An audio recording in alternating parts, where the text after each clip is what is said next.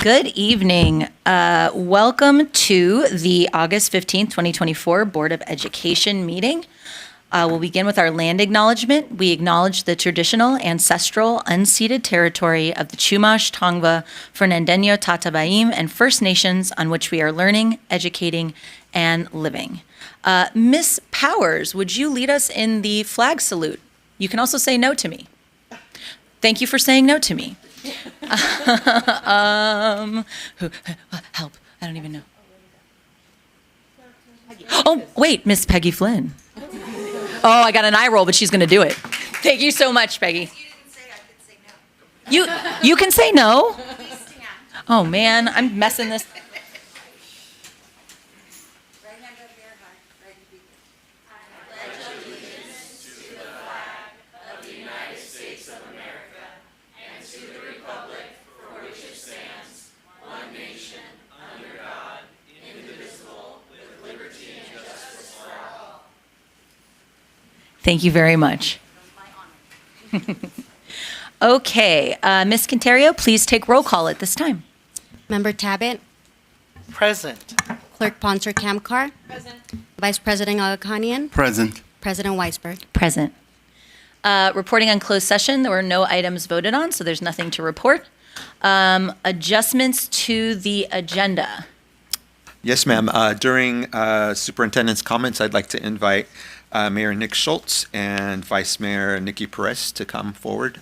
They have an acknowledgement for us. Great, thank you so much. Anybody else? Okay, we'll move to item 7. Any requests for future agenda items? Ms. Ponser Kamkar and Ms. Tabbitt. Thank you. Hello.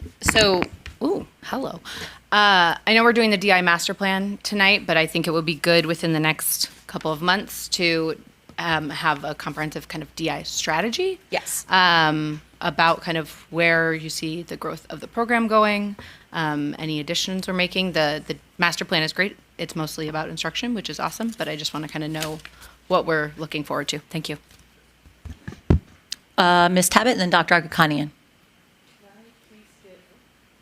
Could I get a report on overtime from the last year, I would say? That would be great. Thank you very much. Is there anything specific you're looking for, or just all? Just all overtime.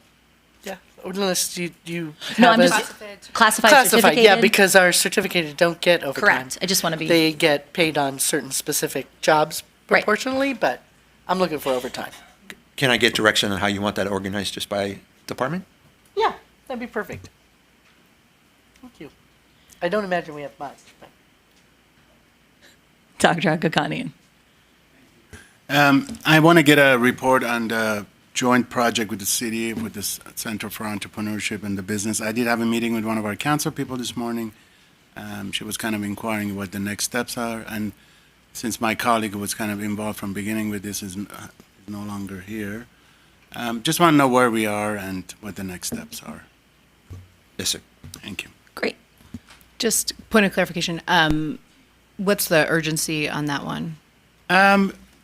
Just to make sure that it's still, we're still moving forward with it. I know that, the city is still kind of doing their own planning and we are, but at the same time, I think just to make sure that, we're following up on it since last time. It's been a while since the last time we talked about it.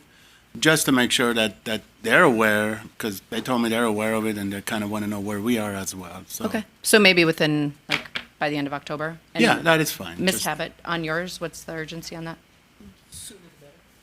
Thank you. I'm sure there's a 7. Okay. Anybody else? Okay. I don't believe we have reps, please correct me if I'm wrong, from Burbank Teachers Association and CSEA or BASA.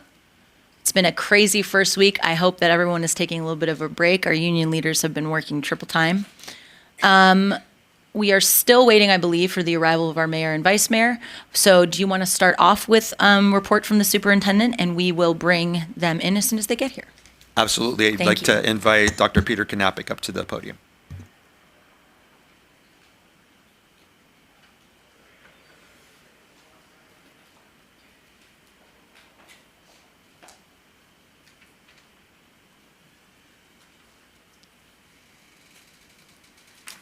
Good evening, Board President Weisberg, Vice President Agakanian, board members, superintendent, cabinet, and the Burbank school community.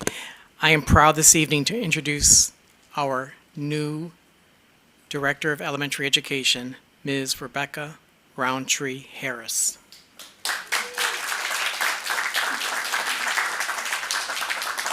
Ms. Harris has served in public education in the Los Angeles area since 2001.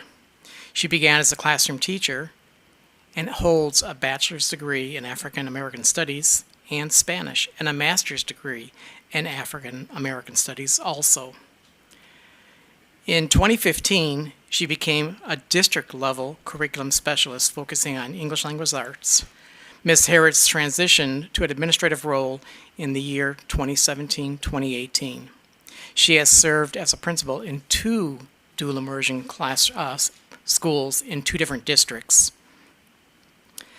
And so she joined us as the principal at Walt Disney Elementary School in the year 2022-2023. Ms. Harris is working on her doctorate degree in educational leadership at the University of Southern California. Fight on. She grew up as the youngest of 12 children in Iowa. Please join me in welcoming. Yay, Iowa. Please join me in welcoming and congratulating Rebecca Roundtree Harris as our new director.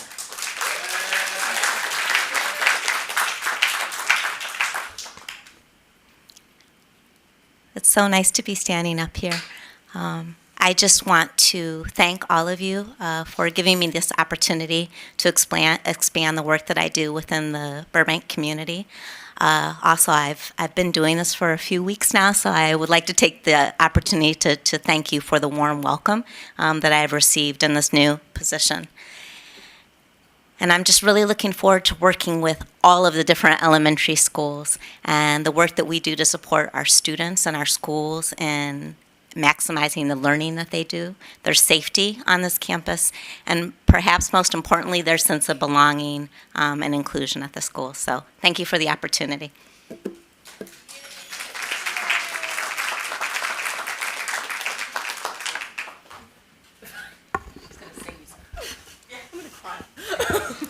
Well, I think our continuation of how lucky we are to have you is, like I said, continuing. You've now moved into an area that your amazing positive energy. There's just something about you, Rebecca.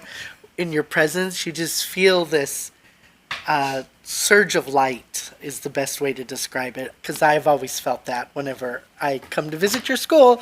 And so now you get to bestow that amongst, our principals, who then can only share that with our staff and our students, most importantly, who will grow and just become all that much better because of you. Thank so you. Thank you. Thank you for staying around. Hi. Hi. So just for those of you who don't know, Ms. Roundtree Harris was the principal at Walt Disney Elementary School, which is where my children go to school. And so, we started the same year you did, new to Disney, and it was such an amazing experience. And I'm so excited for you to be able to work with all of our principals and bring some of the amazing things that you did at Disney there and at your previous schools. I think when Dr. Promo and I first talked about him talking about flying this role and how you might be interested, I knew he could tell that I was going to be emotional about it. And I said, well, I'm personally devastated that she won't be the principal at Disney anymore. But I think for the district, it's such a great move. I'm just really excited to see everything you're going to do, because I think the world of you. And I even saw, just like in your first meeting with all the elementary school principals, like how much they respect you and want to listen to you and want your guidance, right? And want the coaching because they've seen the amazing work that you've done. So thank you for stepping into this role. Thank you. And we miss you, but thank you. Hi. Hi. So I think it's rare when you have conversations with individuals that afterwards it kind of becomes an enlightenment. And I think last time we met, we spoke for almost 3 hours. where I was just there for a short visit.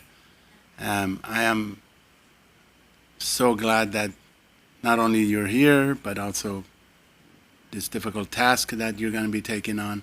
I think our community is lucky to have you. And I want to continue our conversation again, but I did have a gift for you, so if, Cindy, if you can. And I was going to give it to you, come visiting you, yes. But congratulations. Thank you. I have no Thank you gifts. so much. I have no presents. I You're have a nerd present. gummy clusters if you would like some. We're so lucky. And one of the things that I think is so great about you coming from Disney and now being in this director role is that, there's often a lot of misinformation out in the community about attrition and we're losing principals. And there was a time in Burbank Unified where that was happening. But what happened in your situation with you being at Disney, being phenomenal at Disney, and then moving into this director role is exactly what any organization or institution wants. We want phenomenal people to move up and grow with the district. And so now we're so lucky to have you impacting all 11 of our schools. And Disney, it's a loss for Disney, but it's a huge gain for the district. And just seeing how much positive impact you've had in such a short amount of time is pretty phenomenal. So I know I speak for everyone when I say we're so lucky to have you as part of the team, and I look forward to working with you, and we should discuss professors you had at SC and see if we had anybody in common. So thank you very much. And Ms. Quinterio said that we are going to do a picture? Yes? Okay.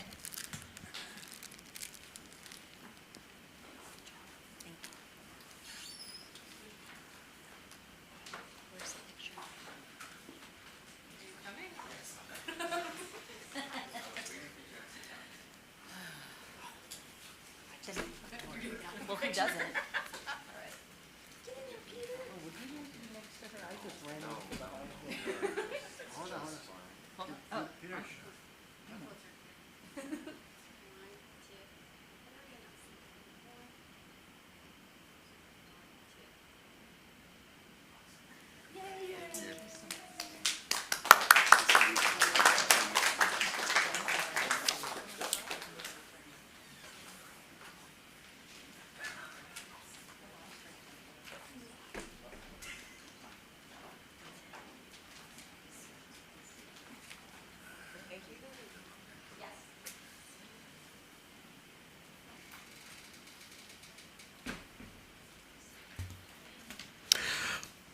Board President Weisberg, I would love to invite our Mayor Nick Schultz and Vice Mayor Nikki Perez up to the podium. Thank you for very being much. here. How are we giving some background information? I can, you can? No, go ahead. I'll fill in. Okay. So, I'm going to step over here so I don't block the view of you. that's fine. That's not going to be a problem for anybody. One of the things, so I want to say first how appreciative I am to the mayor and vice mayor for being here. Our partnership with the city, I feel like, has never been stronger. And the two of you never fail to show up and support the district when we ask you to. And sometimes even when we don't, which is the sign of true friendship, that you're showing up to advocate for us, even in moments where we may not realize we need your advocacy. And this is an example of a really unfortunate situation blossoming into something I think that's really positive and extraordinary. So last year, we had some phenomenal students at Miller Elementary start our very first elementary Rainbow Club, which was an amazing place for students to gather, hang out, support one another, make cool friendship bracelets. No big deal. I'm just wearing mine. It's fine. Showing it off. And just come together as this awesome Miller community. And they were met with challenges and with the amazing support of Miss Natisse and Miss Martinez back there. I think I mispronounced your last name. All right. Who advocated and stood by them and cheered them on. They had a fantastic year. And one of the amazing things that came out of that is Assemblymember Friedman gave them a certificate, both the founder of the club and some of the founding members, and presented it to them.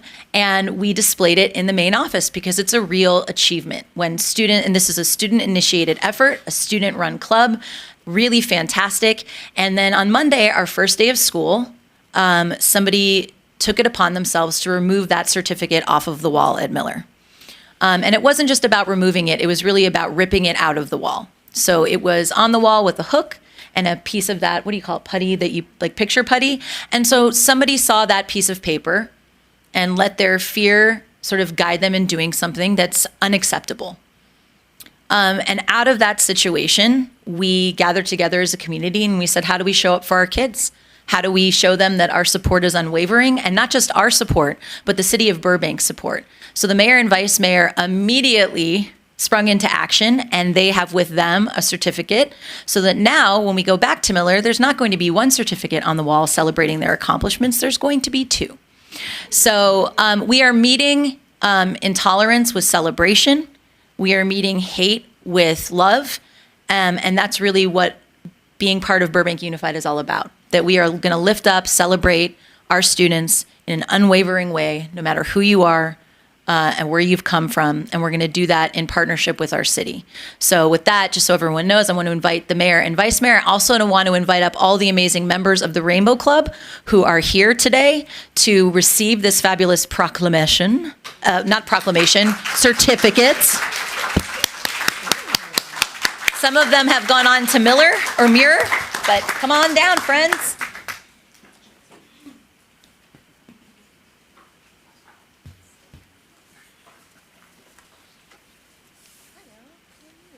If not, I can make it. I didn't realize I was hiding it. Sorry, I'm normally here Tuesday night. I don't know where anything is. It's like Thursdays.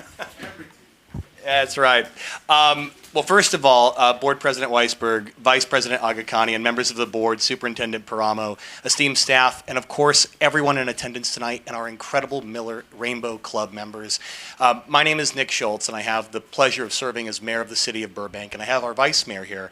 In a moment, she's going to share a few words, and then we're going to present one of these certificates, which is one of the powers and ceremonial duties that the mayor of the city of Burbank has, to issue proclamations and certificates with the goal of drawing awareness and attention to ongoing issues in our community.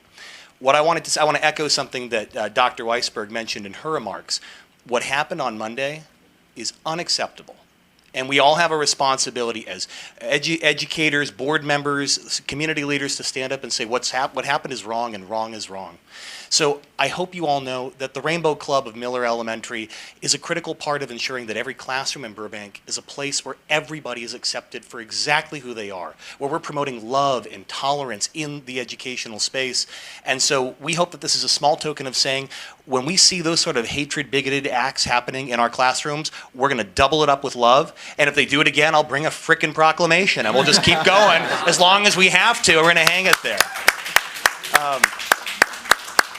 And I want to thank all of you for being here tonight and for your advocacy. And just know that whatever you decide to do in this world, you are loved and you are valued. And I look forward to seeing a bunch of board members or mayors, or maybe you go do something even better than either of those two things. We've got a lot of great young people right here. And thanks to all the parents, loved ones, teachers, everyone who's making their experience so incredible. Vice Mayor, do you have anything you'd like to add? Thank you, Mr. Mayor. And I just want to say I echo the sentiments of our mayor, which I know are shared by our council. This is very important to me as the first openly LGBTQ elected official on our city council. I have experienced a lot of that hate, that bigotry myself, but I think, and when I became the vice mayor, one of the things I said in reflecting on my first year on council at the time was that although there was a lot of that hate, that bigotry, the biggest part was the love. And the biggest part was the fact that there was so much more support in Burbank for every student that came out and said, hey, your run inspired me, I want to run one day because of the diversity that you bring to the table. That is more important than any of the hateful things that could be said. And I hope that all of you see these 5 folks here, or these 4 folks here as that example of that. Us 5 on the council is the example of folks who are welcoming you, who think that what you're doing is incredibly brave. And I thank you for what you're doing. Thank you for standing up and for not letting hate win. I am so excited that the future is in your hands because I think we're going to be okay. Yep. So thank you. Yeah, why don't you come on down? We can get a picture. while the board comes on down, I'll do the official part. As mayor of the city of Burbank and on behalf of the city of Burbank, I would like to award this certificate of recognition and appreciation to Joaquin Miller Elementary School Rainbow Club. We look forward to many years of your continued success, and we're right there with you the whole time. So that's for you guys to take back to school.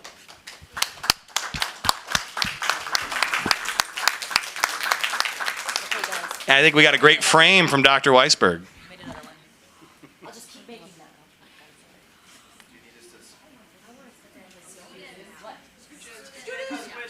Squish. I'm getting behind. I want to be behind.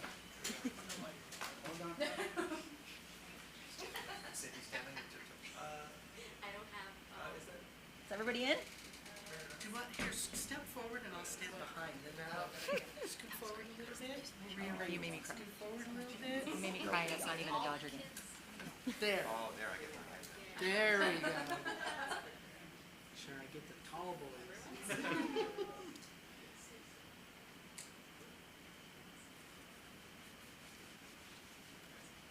Thank you, everybody. That's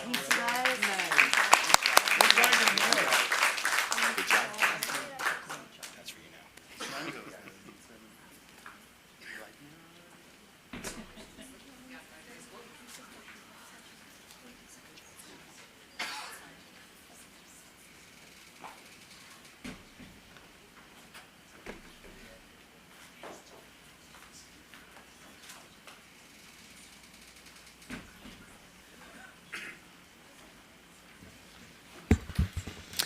Thank you. Thank you, parents. Thank you, teachers. Thank you, kiddos. Thank you, mayor and vice mayor. Thank you, everybody. This was out of a yucky situation, this is an extraordinary, wonderful way to start a meeting. So thanks, everybody. Can't believe you're not staying for the whole meeting. It's such a fun time. If I could just have a couple more minutes, I'd like to have Dr. Kanapik just give us a quick update on where we are at the start of the year with enrollment and what that looks like, and I'll ask Dr. Macias to do the same for secondary. Good evening again. It's with great pleasure tonight that I share with you wonderful news from the elementary education enrollment perspective. So at about 4 o'clock today, I got a count from our fiscal services department, and they shared with me that we have 5 no-shows so far this year for elementary education. Just 5. Dr. Kanapik, can you briefly just frame that for people? Usually, what are we looking at when we're talking about no-shows? Because These are kiddos that have not showed up to school yet. so why are we So- applauding that? And compared There's to, only 5. as compared to like, what do we think was the estimate last year? So on Monday, we had 77. Wow. So Okay. now we're down to 5. So it's really a tremendous improvement. If we look at May 2023 enrollment, we had 5,881 students. Today's enrollment is 5,811 in elementary. That's a 1.2% drop. That's 70 students less. And it's only what? The 4th day of school? So we were anticipating some more increases over time.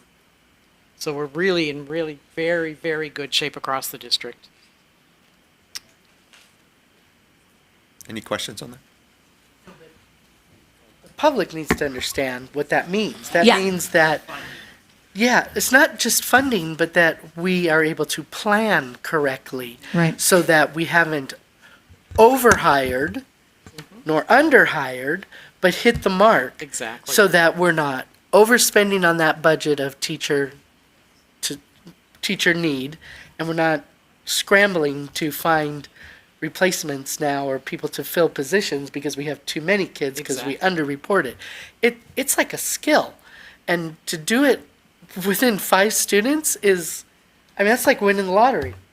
It is. We should try. We should try. It might, we should try. Anyway, it's a really, really positive, good thing. So those folks that actually pay attention, this is huge. And it's So- kudos to the community, because everybody pulled together to make sure that people knew that school was on this week. So come to school, be ready, be prepared. And our teachers at their classrooms, they're in really beautiful shape. I know that Miss Harris, Miss Flossie, and I toured schools on Monday, And then Miss Flossie and Miss Harris went around to other additional schools on Tuesday and Wednesday. Things are really in great shape. So thanks to the teachers, thanks to the principals, thanks to our classified staff, everyone pulling together because we're in a very, very good position. One of the smoothest openings that, I've experienced, and I've been doing this, 43, 44 years. So thank goodness for them. Just a clarifying question. So you said a 1.2% drop. Is that from enrollment last year, or is that? From May 2023 Oh, wow. to now. Okay. I'm sorry, 24. 24. And then is that in line with what we budgeted for elementary school? My guess is that we actually budgeted for probably fewer students than that. Right. We were anticipating about a 2% drop. So this actually means that we will have increased funding relative to what was in budget adoption. Financial news. Well, it is, and I wanna. Mrs. Rudichenko, it's what you want, because if we hire on a higher number of students, those teachers, they're ours. We've given them a contract. So regardless if they're students to fund their position, so to speak, they stay. So that's why this number is really important every year, to make sure that we get as close as we can, and kudos to all of you who did the work and made sure it happened correctly. So thank you. And to piggyback on that, it also matters when we don't have enough sections of a class and we have to open more, and that's also part of it. And so that's something that I know we struggled with in the first day. We knew it was coming, but with our, this is something I was going to ask you to talk about, which I'm sure you were going to anyway, with our secondary schools, because of 80 plus people not having enrolled yet, the first day of school was, the classes were big until we had time to adjust. And so that's part of it, but I also think it really speaks to, us having a longer conversation, even though the 5 number is fantastic, what could we be doing differently in regards to making sure that people are registered by the first day of school? And some of it is people are just on vacation until the first day of school, and there's nothing we can do about that. But I do think it gives me pause so we could talk about what can we be doing differently, not better, just differently. There are different avenues that we haven't explored. I know we did phone calls, I know we did emails, I know we did letters, but what else could we be doing to try to cut down so there's not this influx of 80 students at a school site? And again, I don't think this is, I'm no way implying it's the fault of us, but I think it's an opportunity to get better at trying to capture some of these kiddos before school. So, Dr. Agakani, did you have something you wanted to? Yes, I will be remiss not to also, since our mayor was here and the vice mayor, to thank him also, because thanks to our partnership and people like Ms. Tabet putting the speed bumps. I did not hear any kind of an incident or any concerns or people complaining. So, so thank you, and thank you, Ms. Tabet, and also the partnership. It's important, but this is the first day I can tell you that no one was complaining about traffic, so I think that's very important too. Dr. Macias, if you could come up to the podium and give us an overview of the secondary. Good evening. So my timestamp of the updates that I collected was around 3 p.m. today. So I want to start off with our projected enrollment numbers, and that is a population of our general education students and students that are identified in the resource specialist program, special education program. So that's the enrollment number. Overall, at the secondary level, our 2 high schools and 3 middle schools, we had projected enrollment of 7,811. Today, as of 3 p.m., we are currently at 7,853. So we met our projections. However, we did project with a slight decrease in mind. I wanted to make sure we got clarification on that. With that in mind, and I know Dr. Knappen mentioned no show, no contacts, a little different at the secondary level, 64. And very specifically, I want to highlight and point out that at Burbank High School, there are 54. And that is something that we're still having our school site personnel reach out and try to make contact, and hopefully those numbers do come to fruition. They come to school. If not, those are adjustments that we have to make, because it does correlate with, as we mentioned, funding and staffing. So overall, other highlighted numbers, I mentioned overall at the secondary level that we have met and actually are above our projections. Burbank High met their projected enrollment. John Burroughs High School is slightly under. Same thing with Dolores Huerta. Luther and Muir both are over their projected enrollment numbers. Also, I want to mention with staffing and enrollment, that is a constant process, very fluid throughout the summer. And that is something that I know has been a talking point and a concern in the community. We meet continually during the summer, and when needed, adjustments are made. So I want to highlight a couple of specific things. Burbank High, for instance, had a base funding of 78.6, and we've adjusted throughout time. As of today, 2.6 on top of that. That's where we're at there, with still numbers to encourage, depending on the no-shows and whatnot, and how everything pans out with enrollment. Could you explain that in a way that, like, a parent might be able to understand when you're talking about the Sure. 78 and then the plus? Yeah, and if I miss anything, please, my colleagues and our superintendent. Thank A you. 1.0 FTE full-time equivalent for a secondary teacher equates to 5 teaching classes. So when we're looking at 78 full-time teachers and 0.6, those represent periods or sections in the master schedule. So when we adjusted 2.6, that's initially adding or additionally adding 13 sections on the master schedule. Due to the enrollment increase and high class averages, that's how we are adjusting. Thank you. That's really helpful. Yeah, no shows at the high school specifically is not uncommon. It happens all the time. It's happened every year that I've been in Burbank and when I've been in other districts as well. It becomes more difficult to manage that when we are in a fiscal crisis because every section is $20,000. So when I add a section to the master schedule, that's $20,000. So when you have 78 kids that have not shown up, that's more than 2.0. That's more than 10 sections. That's more than $200,000. So that's a tough place to be. And those are tough calls to make. Because you could take the adage, well, let's just give them the relief. Let's get those class sizes down and pray that those kids come in. And what happens when they don't? And what happens to all those sections and the disruption of closing those? I am so proud of both high schools for this reason. Because they knew that everything was tight, they called twice for everyone that was a no-show to figure out, are you coming to school? Are you just on vacation?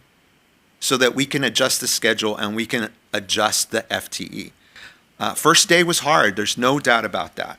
And I'm grateful to our teachers for being resilient and working with us. But by noon on Monday, we had already provided the relief we needed, not just at Burbank High, but at Burroughs, at Dolores Huerta, at Luther. The bigger impact was at the high school for sure. But, we're trying really hard to get to a place where we are financially thriving. And this is part of it. And this is part of what we need to do, to make that happen. We can always do better. I'm open to that. I'm open to suggestions. We're going to work with our principals to debrief what we did and what we did well and what we can do better, because we're always striving to improve, and that's part of what we do. So I just want to thank the community, and I want to thank our teachers and our administrators for all their hard work. And I think we're in a significantly better place than we thought. We got our enrollment's a little bit higher than we anticipated overall. Some schools are over their projections, some schools are under their projections, but I think we calculated pretty well. Madam Chair. Sure. So Dr. Promo, just for the viewers, since we're starting a new school year, can you explain the importance of attendance, enrollment, and funding? Because sometimes people don't understand how the budget works and how important it is that, we talk about this. Sure, I can do that. I'll start off by saying that projecting enrollment is just as much of an art as it is a science. And so we have to engage multiple stakeholder groups to project enrollment. So the business office projects enrollment, the instructional services office projects enrollment, student services projects enrollment, and so do our individual principals. And together we look at those numbers and we discuss how we got them and where's the commonality and what can we agree on. Our principals are phenomenal. I'll give a shout out to Dr. Greg Miller, who is spot on with his enrollment every year, because he is tracking trends for the last 5 years, 6 years, and he knows what he can anticipate. So we're blessed in that way. Based on our enrollment, we'll give our schools a base FTE. And this year it was trickier because through our negotiations with the BTA, we have agreed on a different way of determining class size. So we haven't done that before. I mean, for the last several years, we've divided by the same denominator to come up with the right FTE, trying to project the specific class size. And that's gone up a little bit. So that was definitely something that was new and something that we were working out. But I think it turned out pretty well, if I'm being honest about that. And in terms of enrollment, attendance, and funding, it's just really hard at the beginning of the year. I get that there are things that prevent a student from starting on the first day.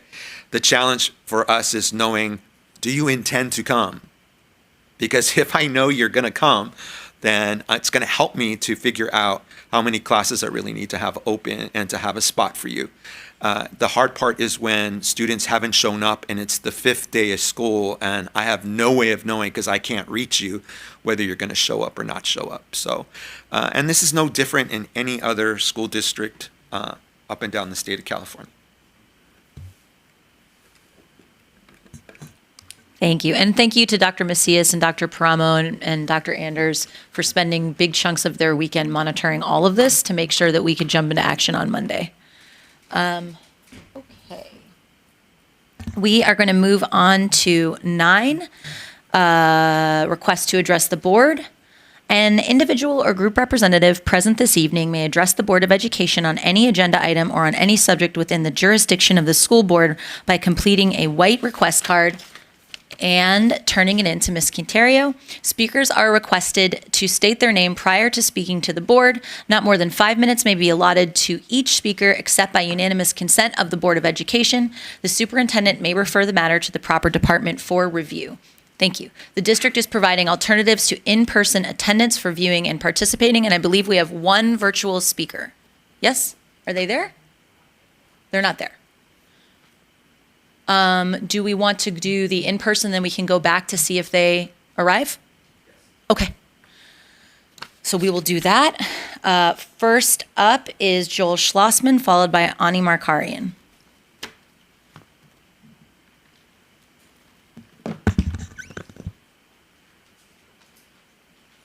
Welcome back, Mr. Cantwell. It's good to hear we got more students. That means maybe we don't need this bond, and then we'll have more money, because we get more money for every student that shows up. And we're building thousands of apartments here in Burbank, and I can promise you that many, many more students will be enrolling here in Burbank. Ms. Weisberg, I noticed again this evening that you didn't stand for the flag salute. It's something you've done for over 2 years, and it's bothersome to me. I think it's un-American. I think it's unpatriotic. I think it sets a bad example. And you signed a letter, a pledge, a loyalty pledge to America, and I think you're violating it by not standing up. Now, it's not every meeting, it's not all the time that we have a board member resign. And, of course, I've heard all these rumors. I want to say that I wish Mr. Ferguson well.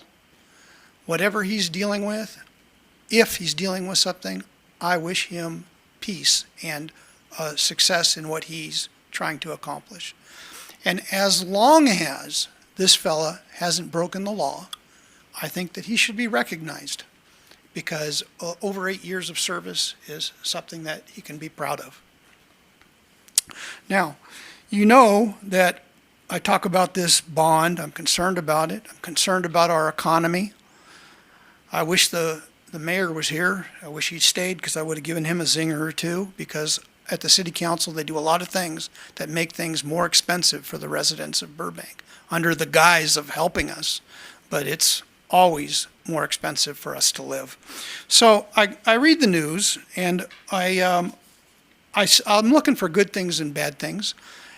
But the things that I feel have a nexus, a connection to this bond, and making it more expensive for all of us, I kind of notice. And here's one. It says, the Burning Man Festival fails to sell out for the first time in a decade. Well, that's a festival that applies to a certain group. And it tells me that even this group that would attend this Burning Man is having difficulty financially, hard times. So here's one, Paramount laying off 2,000 employees. Well, we're a media city. That affects people here. Here's one from Orange County. It says, we just can't afford to live here. Housing costs are driving people out. That's what the poll says.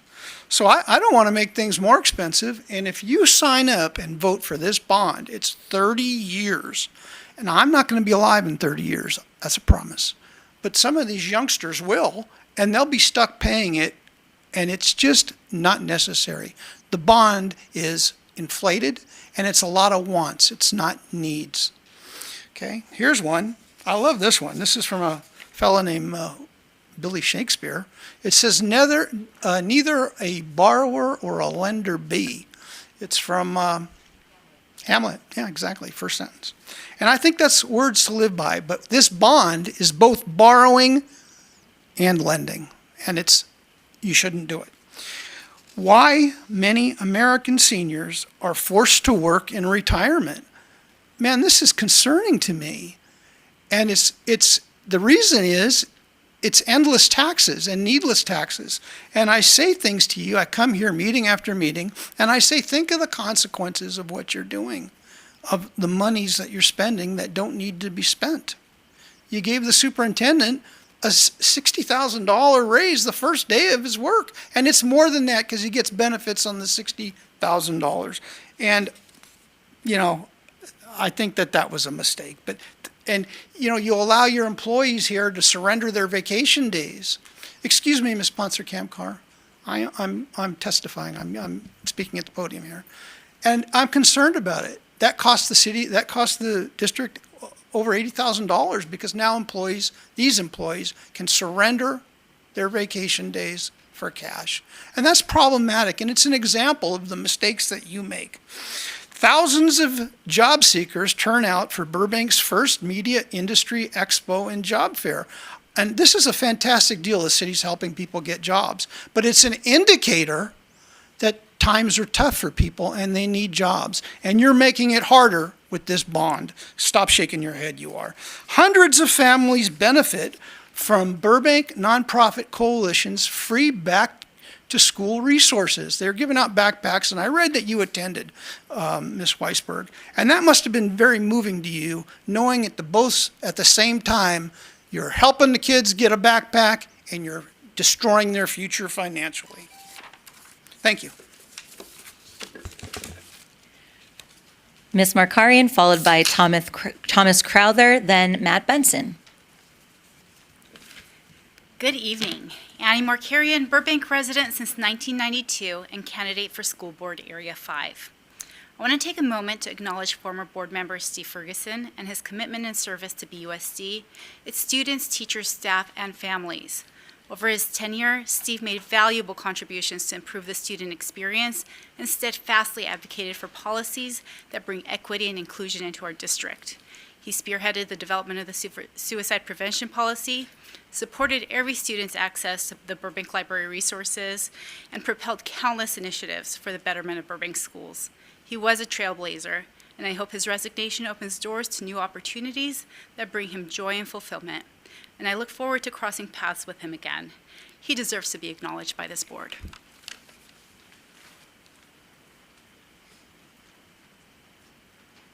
Mr. Crowther, followed by Mr. Benson.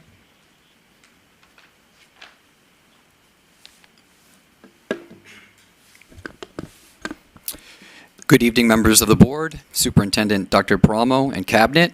To all, I hope it's been a good start to the 24-25 school year. My name's Tom Crowther. I'm here this evening primarily in regards to item 11D, dual language master plan. I was a parent on this committee. I also spoke in chambers on a couple of occasions about the need for the zero period options at the middle school level so that the students, as well as English language learners, could have the option to immerse in their target language and still within the Bell schedule and still have a traditional elective. I want to thank you and the district for finding a way to accomplish this school year. My son's currently taking a zero period, which allows him to be in the Spanish language arts elective as well as the Madrigals choir. Two quick howevers. The first, he definitely feels behind the other students in the Spanish elective class, having not had it last year. He will work to catch up, but this does reaffirm the need to be in the language arts class. Research-based and exposure in that maintenance model is absolutely key, so we must keep exploring ways to do so. My other notice, and this is not a surprise either, he's tired, of course, right? The difference in his demeanor with the 7 a.m. start and my daughter in the morning at 7:30, it's striking. So what I want to make the ask is that we work with the association to consider a 7:15 a.m. start time for the middle school for their zero period, an 8:15 start for the rest of the day. You have the padding in your instructional minutes and could accomplish this by taking 2 or 3 minutes from each period in the day. Still end the school day at 3. You have your staggered start and end times. It just seems like an easy solve, so I hope that you'll consider. Additionally, in looking for tonight's agenda off the website, I see we still have not updated the main page. The cheerleader and the choir students in those pictures are now out of college. The start of the new school year was a missed opportunity to update those, and I don't see why we can't get to that. The optics are just terrible. If we don't stay current on simple things, what else might we be behind on? Lastly, I have to say this. I do love the optimism and the energy in this room tonight, and I ask for more of it. I've been a parent in Burbank Unified for almost 10 years, since the day my oldest started kindergarten at Stevenson. Monday, she officially became a high schooler at Burroughs. Reading Dr. Promo's email to families recently, it was difficult and largely explains why last week I filed to become a candidate for Board of Ed District 1 seat. So paraphrasing, the budget forecast is bleak, we don't see it getting better, and we'll be transparent about how bleak it is in the times ahead. And of course, this is factually accurate on all points, absolutely. I just question the timing and the tone. We know the state outlook is bleak. It is frightening for many reasons. And to Dr. Promo's credit, he has absolutely been very transparent in his communication about this. However, I think for parents, though, what was missing was the vision, a plan, even hope as to how we'll meet these challenges and support students, teachers, and site leaders this year and beyond. It was a very different tone than what I heard last night at Principal Knoop at the Burroughs PTSA meeting when he talked about Burroughs being back and provided a lot of hope for the upcoming school year. Or Principal Hatch's weekly message to Huerta parents. And I know that Dr. Promo was more than capable of these words. I remember working with him 15 years ago at Muir. And that's the guy we need right now, because we are definitely looking at some tough times given the state outlook. And he needs the board that will continue to support the goals and the vision. Everyone deserves to feel hope, especially with the new beginning like the first day of the new school year, and leaders are responsible for providing it. Everyone in this room, and we know the complex local control funding formula. This is a 10-year problem, and we have to be able to offer solutions, re-engaging with the community, listening to ideas, working together to solve the problems. And the opening remarks did briefly touch on the priorities for early literacy by 3rd grade, readiness for algebra by the end of middle school, and college career readiness by the end of high school. And again, we just want to keep working on that, what will we do differently and better moving forward. These are the priorities that he and I agree on. I look very forward to hearing more about that and how it's going to happen. I wish our students and teachers an amazing 24-25 school year with the hope and the optimism that the first day of school always brought me. And I apologize. I promise I'm going to watch any replies tomorrow morning, and I look forward to further conversation. I'm going to excuse myself to try to catch the end of my daughter's potluck this evening. Thank you for your time.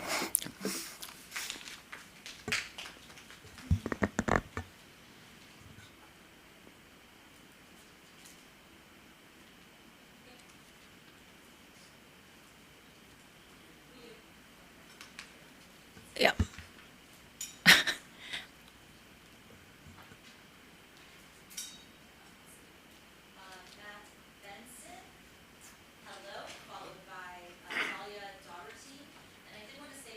Before we move, you're great. It's going to take me 30 seconds. That I do want to encourage people to recognize that public comment is for comments regarding issues within the jurisdiction of the board, and it is difficult for me to see people utilizing public comment to campaign, So I would just like to say, please speak to any agenda item, please speak to anything within the jurisdiction of the board, but I would ask people to not use it as an opportunity to announce candidacy or to reinforce said candidacy, just as anybody who's running currently from the dais would not do. Mr. Benson, and again followed by Ms. Daubertine. Good evening, President Weisberg, Vice President, Superintendent, esteemed members of the school board and district staff. My name is Matt Benson. First and foremost, I'd like to congratulate everyone on the first week back to school. I know our two kids have been very excited all week, as have we. I think the last time I spoke here was about 20 years ago as a student to support the Got Wheels program. So it's been a while, but I'm honored to be here tonight speaking on behalf of my wife, Sam, who is currently at Bret Harte leading the first fundraising community meeting of the new school year.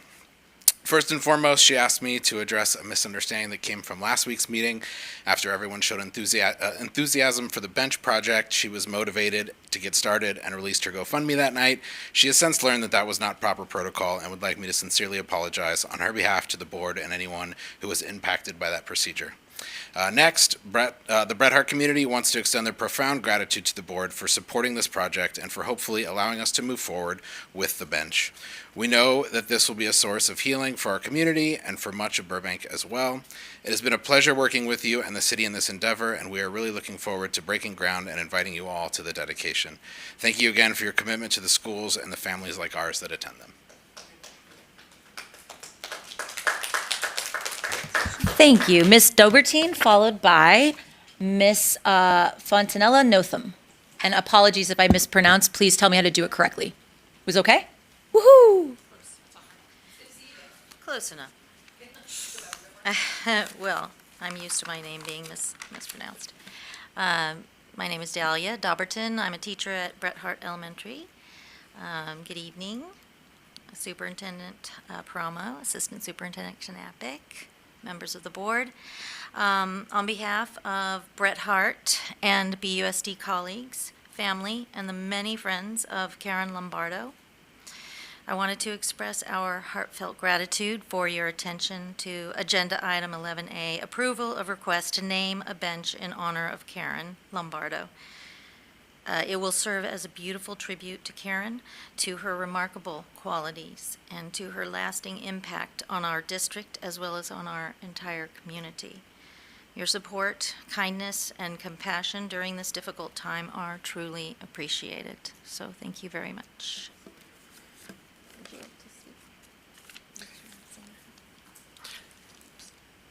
I just wanted to thank you for the wonderful response when the tragedy happened that day.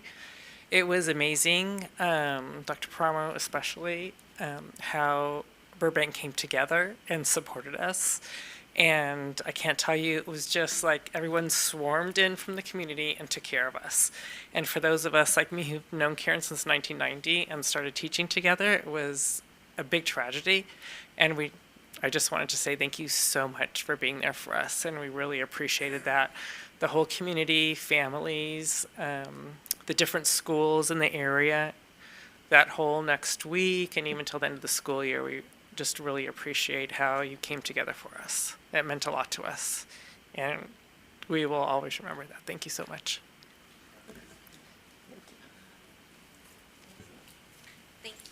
Thank you very much. Sorry, I'm getting my, okay. Ms. Fontanella Notham. And then I believe, unless I'm mistaken, our last up card is Mr. Brian Smith. And then we'll go back to see if we're public speaker or virtual speaker. Thank you. Hi. Hello, school board members, district administrators, other district staff, and community members. My name is Ona Fontanella Notham, and I'm a professor of education in the California State University system. I bring that knowledge and expertise with me today as I share concerns and recommendations as the spouse of a BUSD teacher and a parent of a BUSD student. And what I'm going to share about today actually directly relates to what Dr. Macias and Dr. Paramo were talking about at the secondary level. So as a resident and a property owner in Burbank and an engaged community member, I've been following the cuts to our schools and the plan to increase class sizes. And I came to meetings last year and shared about my concerns and the impacts that it would have upon our teachers, students, staff, and building quality and meaningful learning experiences for Burbank's youth. Unfortunately, after less than a week of school past us, I'm already seeing those impacts at school, even though news has been shared that things are okay. I'm not here to share that kind of same sentiment. So at our two comprehensive high schools, many classes have over 40 students, with some as high as 45 and 46 students. There are not enough chairs. There's not enough space for many of those students in classrooms. I hope that many of you have visited these classrooms with over 40 students and have experienced what that kind of learning feels like, what that kind of learning sounds like, especially for our students with special needs, and recognize the need for change, why I'm here today. So as our son shared with us earlier in the week, he was glad that he got to one of his classes early, so he didn't have to be one of the students standing in the back of the classroom without a chair for the entire period, 1 hour.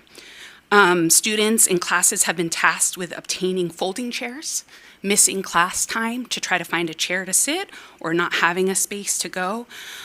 So many students and faculty and staff are overwhelmed by the amount of students in each classroom.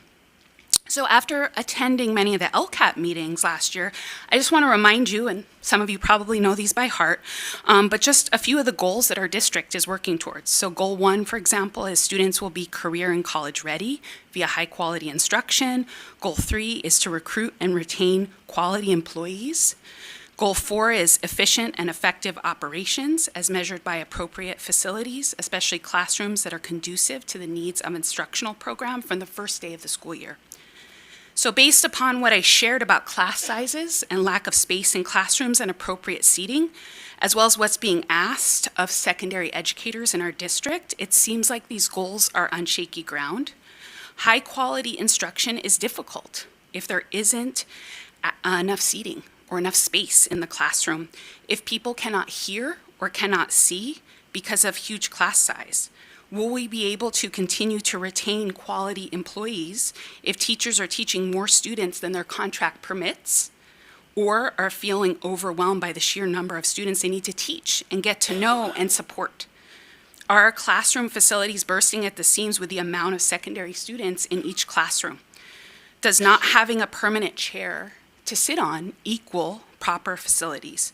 Additionally, our DEI work in the district is committed to, and this is a quote, ways to create an environment within BUSD where all students, especially students of color, can thrive and be successful. I'm considering how welcoming and thriving our secondary learning spaces are if you don't have a chair or if you can't see or you can't hear. So now for some recommendations. So this kind of touches upon that 2.6 and looking at FTEs and fractions. I spoke about this last year, but BUSD kind of has this history of offering 0.2, or for those that don't know, like an additional section of a class to teachers.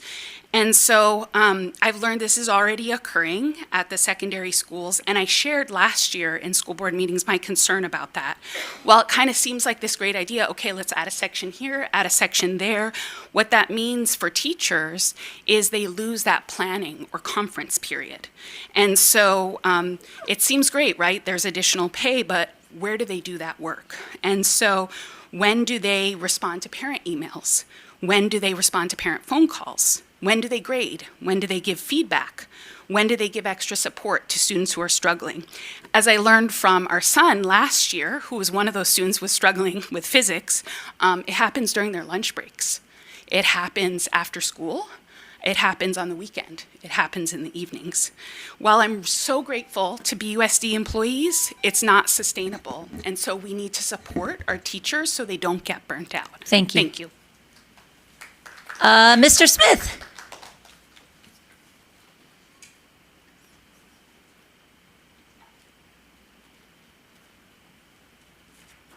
Hello, Dr. Weisberg and honorable board members. I Brian Smith. I'm the current president at the PTSA over at Burroughs, and I just wanted to share a little story about the school for the beginning of the school year. Several years ago, the students decided to make a change to the mascot from the Indians to the Bears, and during the subsequent years, we haven't been able to change many of the mascot logos on the campus. And last year, I just wanted to call out a couple of our PTA volunteers, Melinda Froelich and Liz Keener, really organized an effort to get broad-based community support to replace the sign at the front of the school. And with a lot of hard work and negotiating and stuff, we were able to get that sign up before school started. And I just invite the board and the community to come by and check out the sign. It looks great. And Principal Knoop, there's a lot of great energy over at the school. So just wanted to share that. And the students are very excited for the school year, and so are the parents. So thank you very much. Have a good night. Okay. Is our virtual speaker? No. Okay. So then we will move to, to superintendent responses, followed by board member responses. Thank you so much. Annie, thank you for being here. I'm not sure if she's still here. I've known Steve Ferguson for a very long time. I consider him a friend, and he was very much a great support to me, and he was a very passionate man who did a lot of great work for Burbank, and I will be forever grateful to him. What I want to say to the Burbank community is there is a new website coming out, brand new. It'll roll out hopefully in the next week or two, and you will see updated pictures. We didn't want to invest a lot of time in the current website when we're going to be unveiling a new one, so I want you to know that that is coming very soon.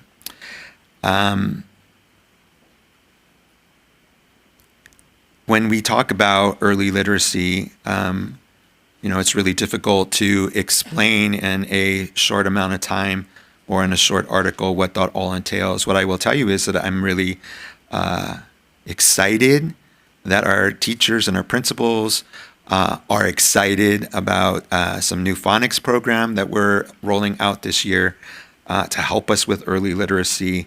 I grew up with that. I went to Catholic school, and they beat phonics into us, and I'm hoping that we don't have to beat it into them, that they're going to actually like it, which, I think that, yeah. Sister Mary's going to come after me. I know she is. But these are things that we're working on. Our commitment to math, working with the California Collaborative, is still ongoing. It's amazing. The work we're doing is amazing, honestly. And I want to give kudos out to the middle school. There are several middle schools that are really taking the lead on that, and we're seeing some really good results. I just think we need to go further with that, and we will. And so these are the things that we will be working on, and we will be discussing in board meetings so that everyone is aware of them. When it comes to our financial situation, it's really hard at this moment in time to talk about a vision and what that is, because I don't know what a dollar amount is that we may have to cut. We'll have a board report coming the second week in September where I can speak more intelligently about that, because we'll have definitive numbers and we'll be able to look at that and figure out what is it we're looking at, what is the landscape for us specifically, and then working with the community to build a plan. And so that will come in time. It's definitely going to be part of what we talk about, and we'll engage the community as we always have, and work with our partners, especially those in the union. Mr. Benson, thank you so much for coming. It felt really good, and it feels good to hear when people come and they speak from the heart, and I really appreciated that today. Same thing with all those teachers from Bret Harte. You are absolutely amazing. And whatever we can do to support you and continue to support you, that is what we're going to do. I talked already about it, but I will reiterate. When we released FTE, when Dr. Macias released 2.6 to Burbank High, it takes a little bit of time to see the fruit of that because they have to reschedule kids and they're balancing classes, and that happens every year. It's a little bit more compounded this year, absolutely, for sure, and without question. But these classes of 40 are not going to be classes of 40, and just today we did the analysis of any class that was over 37. And we looked at boroughs and we saw that they had one area in English 9, that had high numbers. We released a 0.2. They open up a section. And it's going to take them a day or two to get kids into that class. But there's not going to be classes of 40 in these core academic courses. Now, of course, I'll just be really honest, a course like Calculus BC, John Peebles has been teaching that class with 45 kids since I started in Burbank 20 years ago because he wants them, because that's a difficult number. What do you do with 20? What do you do with 45 kids? Is it a class of 22 and 23? He chooses to have that as a big class, and that is something he's willing to do, and the kids really like it. It's become an iconic class. Those are some outliers. A 0.2 is, no teacher is required to take a 0.2. I don't force teachers to take 0.2s. I totally agree with what you said. I taught 6 classes in El Monte Unified one time, and I would never do it again because I was exhausted. So I agree with you 100% on that. But if I'm being honest, in Burbank Unified School Districts, we have teachers who are really upset that they don't have a 0.2. And I'm not saying that's good. I'm just saying that that is the reality. So why would we do 0.2s? Well, in a school like Burbank High, there's no classes. There's no classrooms. So if I need to add, I could have 5.2s in English, and that makes sense. Go hire a teacher. But I don't have a room. I don't have a classroom to put them in. So there's ways that teachers can travel, and we've talked about that. And if that's something that the teachers and the site support, then I'm open to that. But it's been handled with 0.2s in those scenarios, and these teachers are not forced to do that. And we can continue to look at that. I'm not married to one thing or another, and I'm open to those discussions for sure. And Brian Smith, I absolutely love the sign. I was a little panicked on the weekend because I saw that they were working on it. It looked like it was taped out, and my immediate thought was, oh my God, there was graffiti. And I was really, really worried about that. And then I find out that it's because they needed to repaint some areas. What I'm impressed with is, I don't know how you guys did this, but I got that picture on my phone on Saturday, and I'm thinking, what a bummer. They're going to start school with that sign looking like that. And however you got that done by Monday is beyond me, but on Monday that sign looked beautiful and it was ready to go. And I'm very appreciative. I think it looks amazing. Ms. Tabbitt. Thank you so much. Thank you to all the speakers who came to talk to us tonight. And I don't always respond to everybody who speaks, but just know that I appreciate you coming down. I do hear what you're saying. Mr. Benson, the teachers from Bret Harte, thank you. That's one of those things, no one ever likes to have to go through, but we're certainly here to be supportive, and a bench is an easy, simple way to forever remember a wonderful human being. So I think that won't be a problem. Mr. Smith, I love seeing that sign too. That was a lot of fun. There's been lots of conversations on social media about it, but hey, I think it looks great. And you made one alumni happy, not myself, but because it says John Burroughs, which was really important to her. And so thanks for getting that in there. Just make sure Miss Fontanella, I understand too, as a middle school teacher, and in the district I taught in, we had to teach 6 periods, but the high school teachers only had to teach 5 and got that free period. And we were always so upset because we got paid the same. Just didn't make sense. So I know a break is nice. But I also know I've got teacher friends who wait every year and desperate for that point too. Like it is the end all be all for them. I know. It's one of those things. It's not a break, though. It's work. I know. That's another, I get it. It is. But there's two sides to the aisle, like with most things, and we're going to have people on both sides going yay and nay and don't do this and do this. It's difficult. But I appreciate you coming down and saying what you have to say. I do. I have been here a little while, in the middle of my 3rd term. And I'm going to be honest, it's just bothersome to me. I've been through, as a sitting board member, 1, 2, 3, 4, not where I'm running, but 4 election cycles. And never, ever have I had candidates come down and talk at the dais, announce who they are, and then speak what they want to say, using what I see as taxpayer money, taxpayer time to campaign. It's not okay. And I don't know who thought it would be, but shame on them. And I really hope it stops. It's not the place. We're here on district business to make things better for our students, for our learners, for our families, for our staff, not to be part of a campaign. You do that on your time. That's all I got to say. Clerk Ponser Kamkar.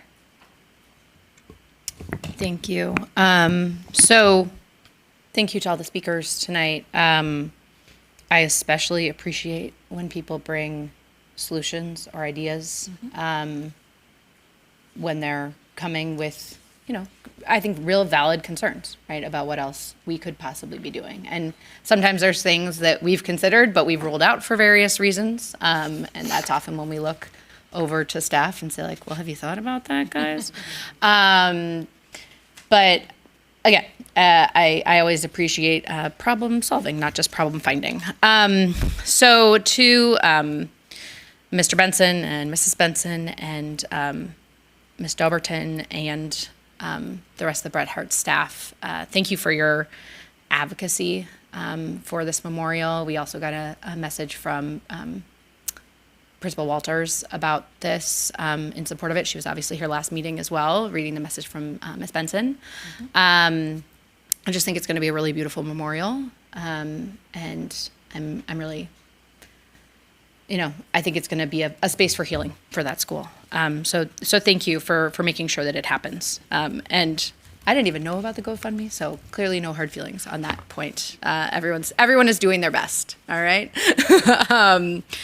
As it relates to Mr. Ferguson, we received his letter of resignation immediately before the meeting last time. So I know that Dr. Weisberg and Dr. Paramo had a conversation with council about what would be allowed and appropriate to do given the time restrictions. So we had Dr. Weisberg read the letter and allow for Mr. Ferguson to express kind of his feelings about his time on the board and why he was leaving, and wanted to leave it at that, right? And let it kind of air for a little bit there. I also believe there's a plaque that's being created. So we do want to recognize Mr. Ferguson for his time on the board. He was not someone that he is not someone that I always agree with, certainly. But he is someone that worked very hard and worked very hard in service of kids. And it was disappointing that he was put in a place where he felt he had to resign. But that's where we're at. Just to talk about, thank you, Mr. Smith, on the sign, and to all of the other boroughs, parents and fundraisers who made that happen.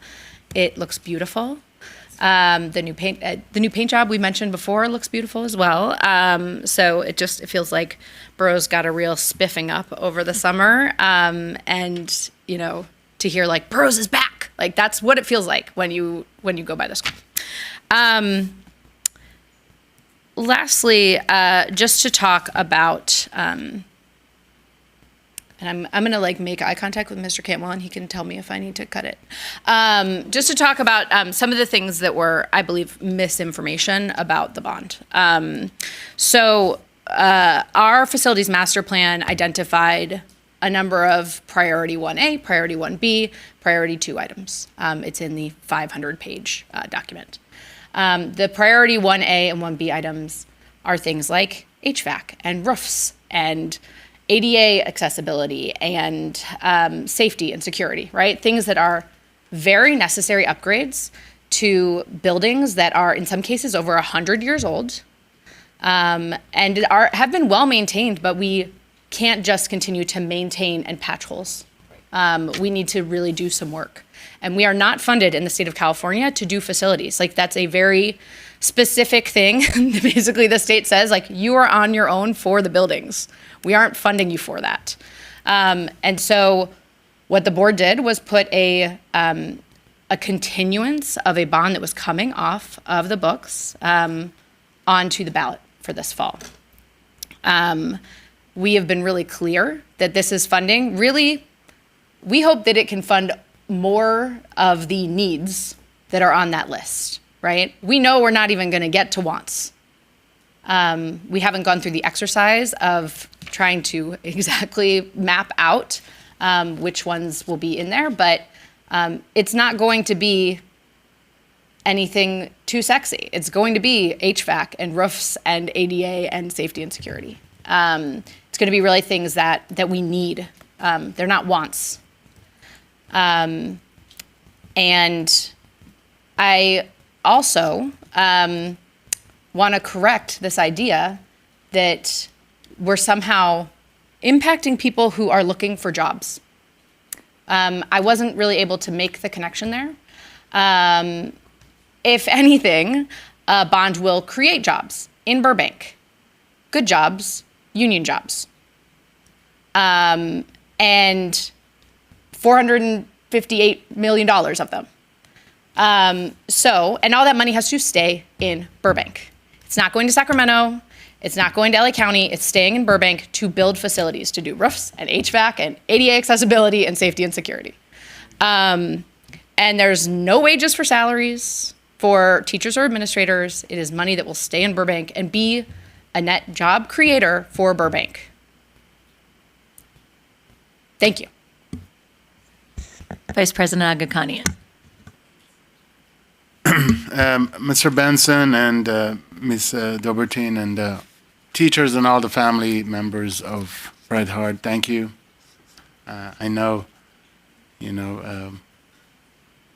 how important this is, not only to you, to our teachers, but the entire community. So thank you for being here tonight and sitting here and advocating.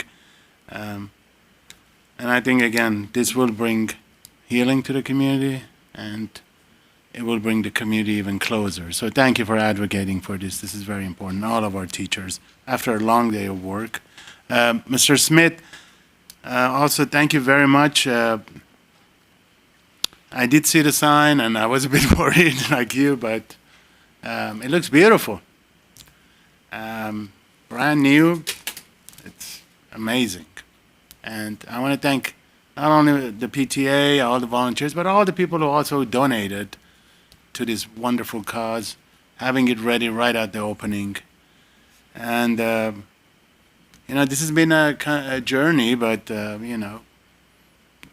from the changing and students getting involved, it's been a long process, but here we are, and the fruits of our labors are right there outside with the brand new sign that you can see it from long distance, and it looks beautiful. Every time I drive by it, I'm very, very happy. Other than that, I think it's important, as my colleague mentioned a little about the concerns. I work at a district with $8.5 billion bond. and that's with a B. Yeah. So it's difficult because one thing people have to remember is what you have today, if you would have counted 4 years ago, just cost of, materials, goods, labor.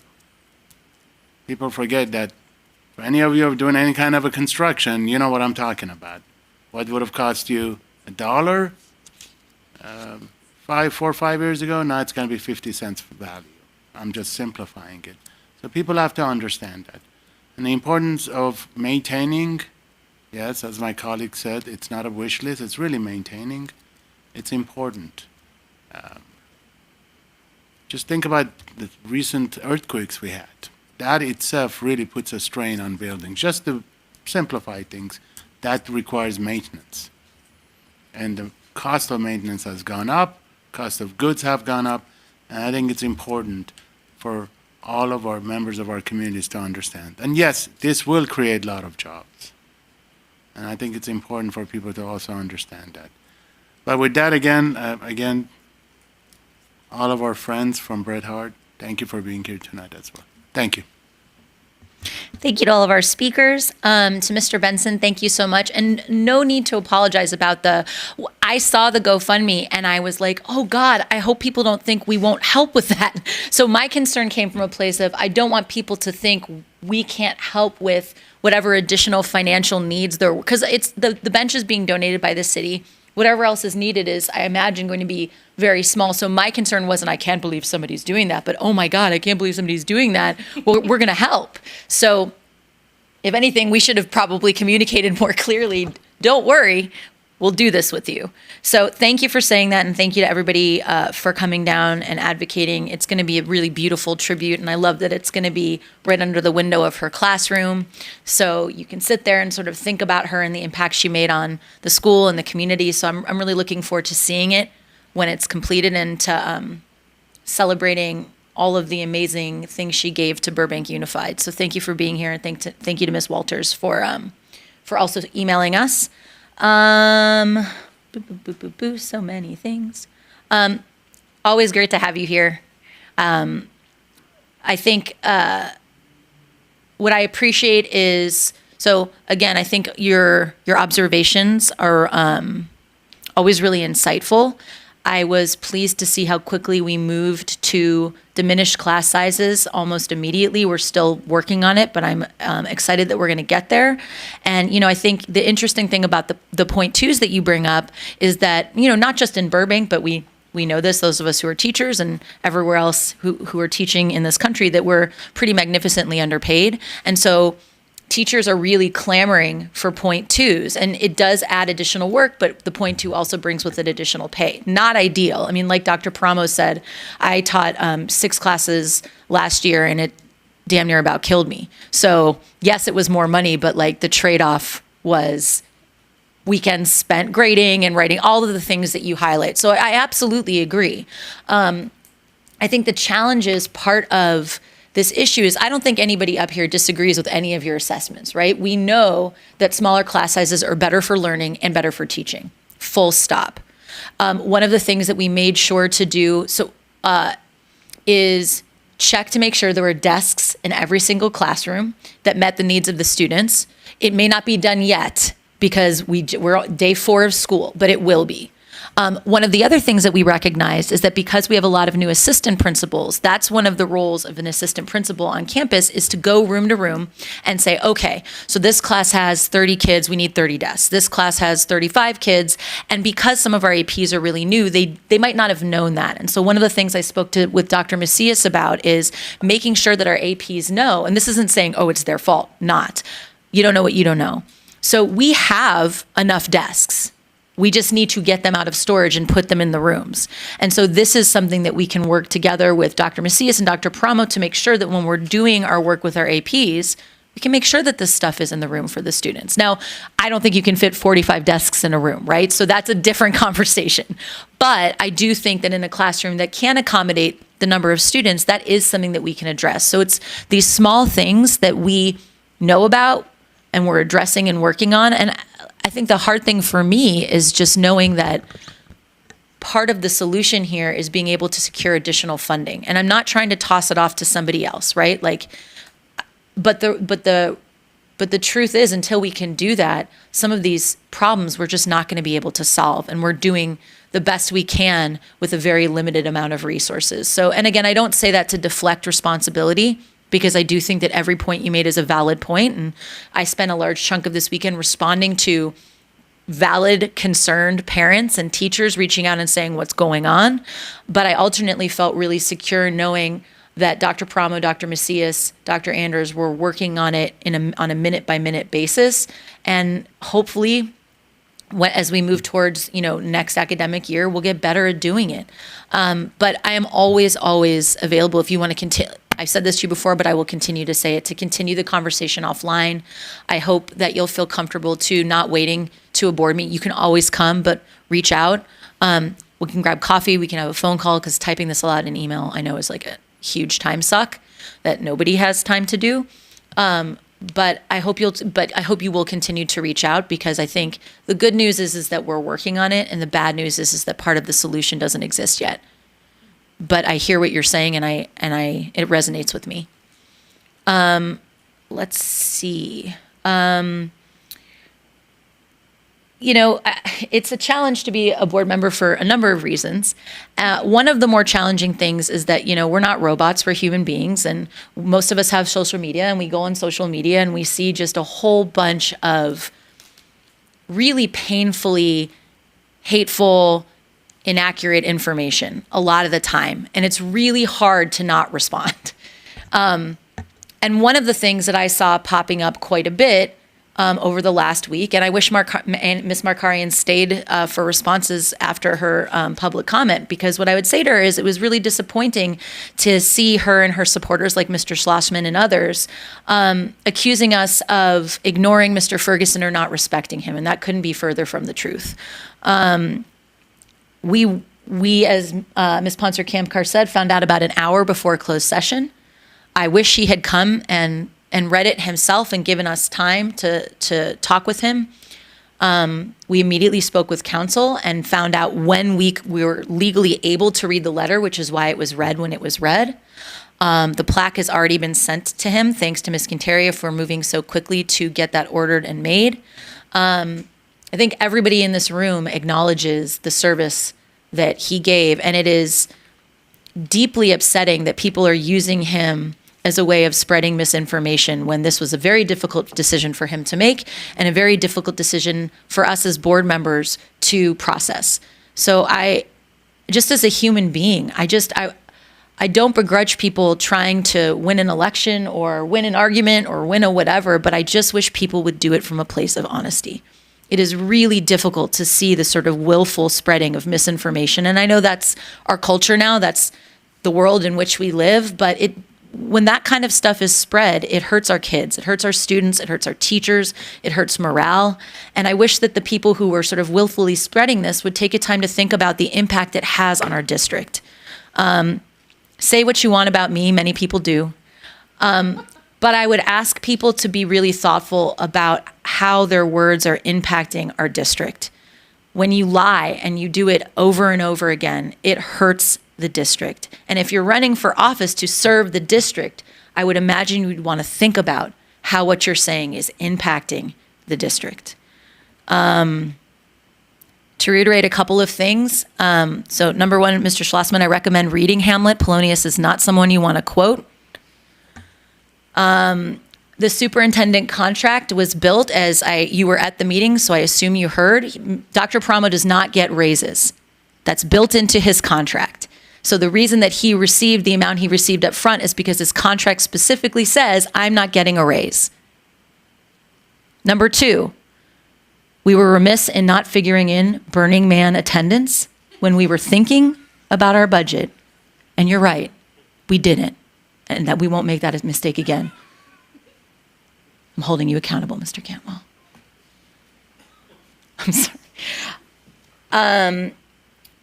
The vacation days, again, I think Dr. Promo and Mr. Cantwell can speak to that, but that is standard procedure. And I will also have you know, sir, and you were here for this meeting too, that certain members were not allowed to do that because of financial concerns. Every decision we make in the best interest of the district.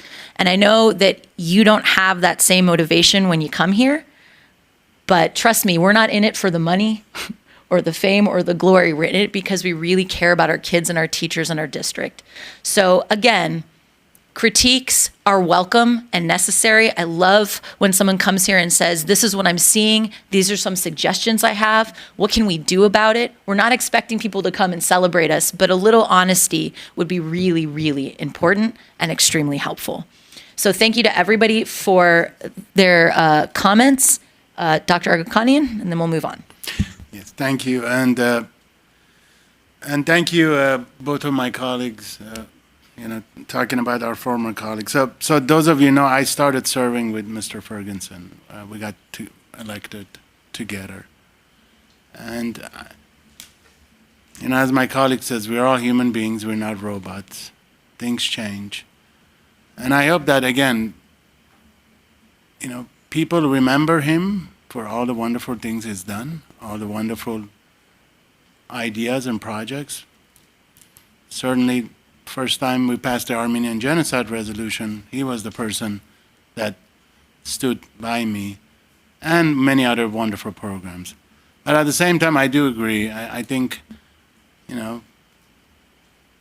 all have our own lives, and I wish him the best. But again, he will be greatly missed.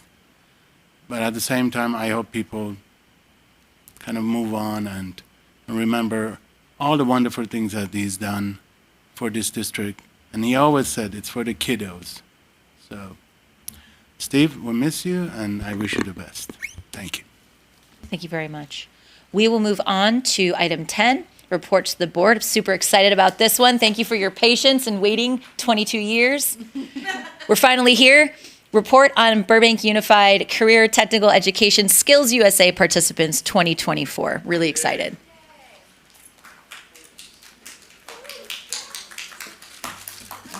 Good evening, and to help me actually to do it all, I want to introduce Ms. Peggy Flynn, our coordinator of the Arts and Career Tech programs, who will give the report on our Skills USA and the tremendous experience that our recently graduated student had in Atlanta. Hey. Thank you. I know, it's nice to be able to come up here with good news. Celebratory. We've got a lot. We do have a lot of good news. So Skills USA is a career technical education student organization, and I'm making sure I define that for you because it's going to be coming up a lot in the next several years, I think. It's a student organization that is centered on preparing kids for relevant, current, high-demand industry work skills. So Skills USA provides those opportunities, connects them with a network of professionals, and a big piece of the puzzle for them is to compete. They get opportunities to compete, and they take part in events that are designed by professionals in the industry sector that they are in. There's more than 395,000 schools as a part of Skills USA, so it's pretty hefty competition. There's local competitions, regional competitions, state competitions, and then the national. So tonight I'm really, really excited and pleased to share with you that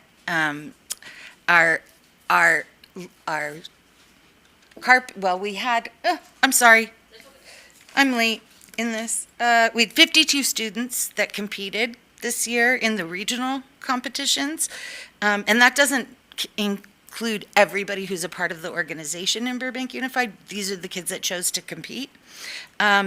We had 12 students that moved on, which is not too shabby, to the state level. In culinary arts, photography, construction, and health science. So tonight, I am very pleased to announce that Rylan, I'm nervous. Rylan Boyle, who's also the son of a teacher in our district. Yay. And I'm going to introduce Rylan in just a minute, and his instructor, Gerardo Mendez, who is the instructor of engineering and construction at John Burroughs High School. But one little shout out before that, because this is important. I love that Matt Benson is here tonight. I don't know how many of you know, but he was stage tech before we even had stage tech as a dedicated thing. And I'll have you know, he's not only working in the industry, he's an Emmy award-winning camera and electrical person. So, and son of Ross Benson. So I was very excited to see you here. Thanks for staying. I texted his dad and said, tell him to stay. But he's a perfect example of why kids like Rylan want to do this. So, and that it really pays off. And it's also hopefully a message to the community to get and stay involved with our program. So with that, I would love to introduce Gerardo Mendez and Rylan.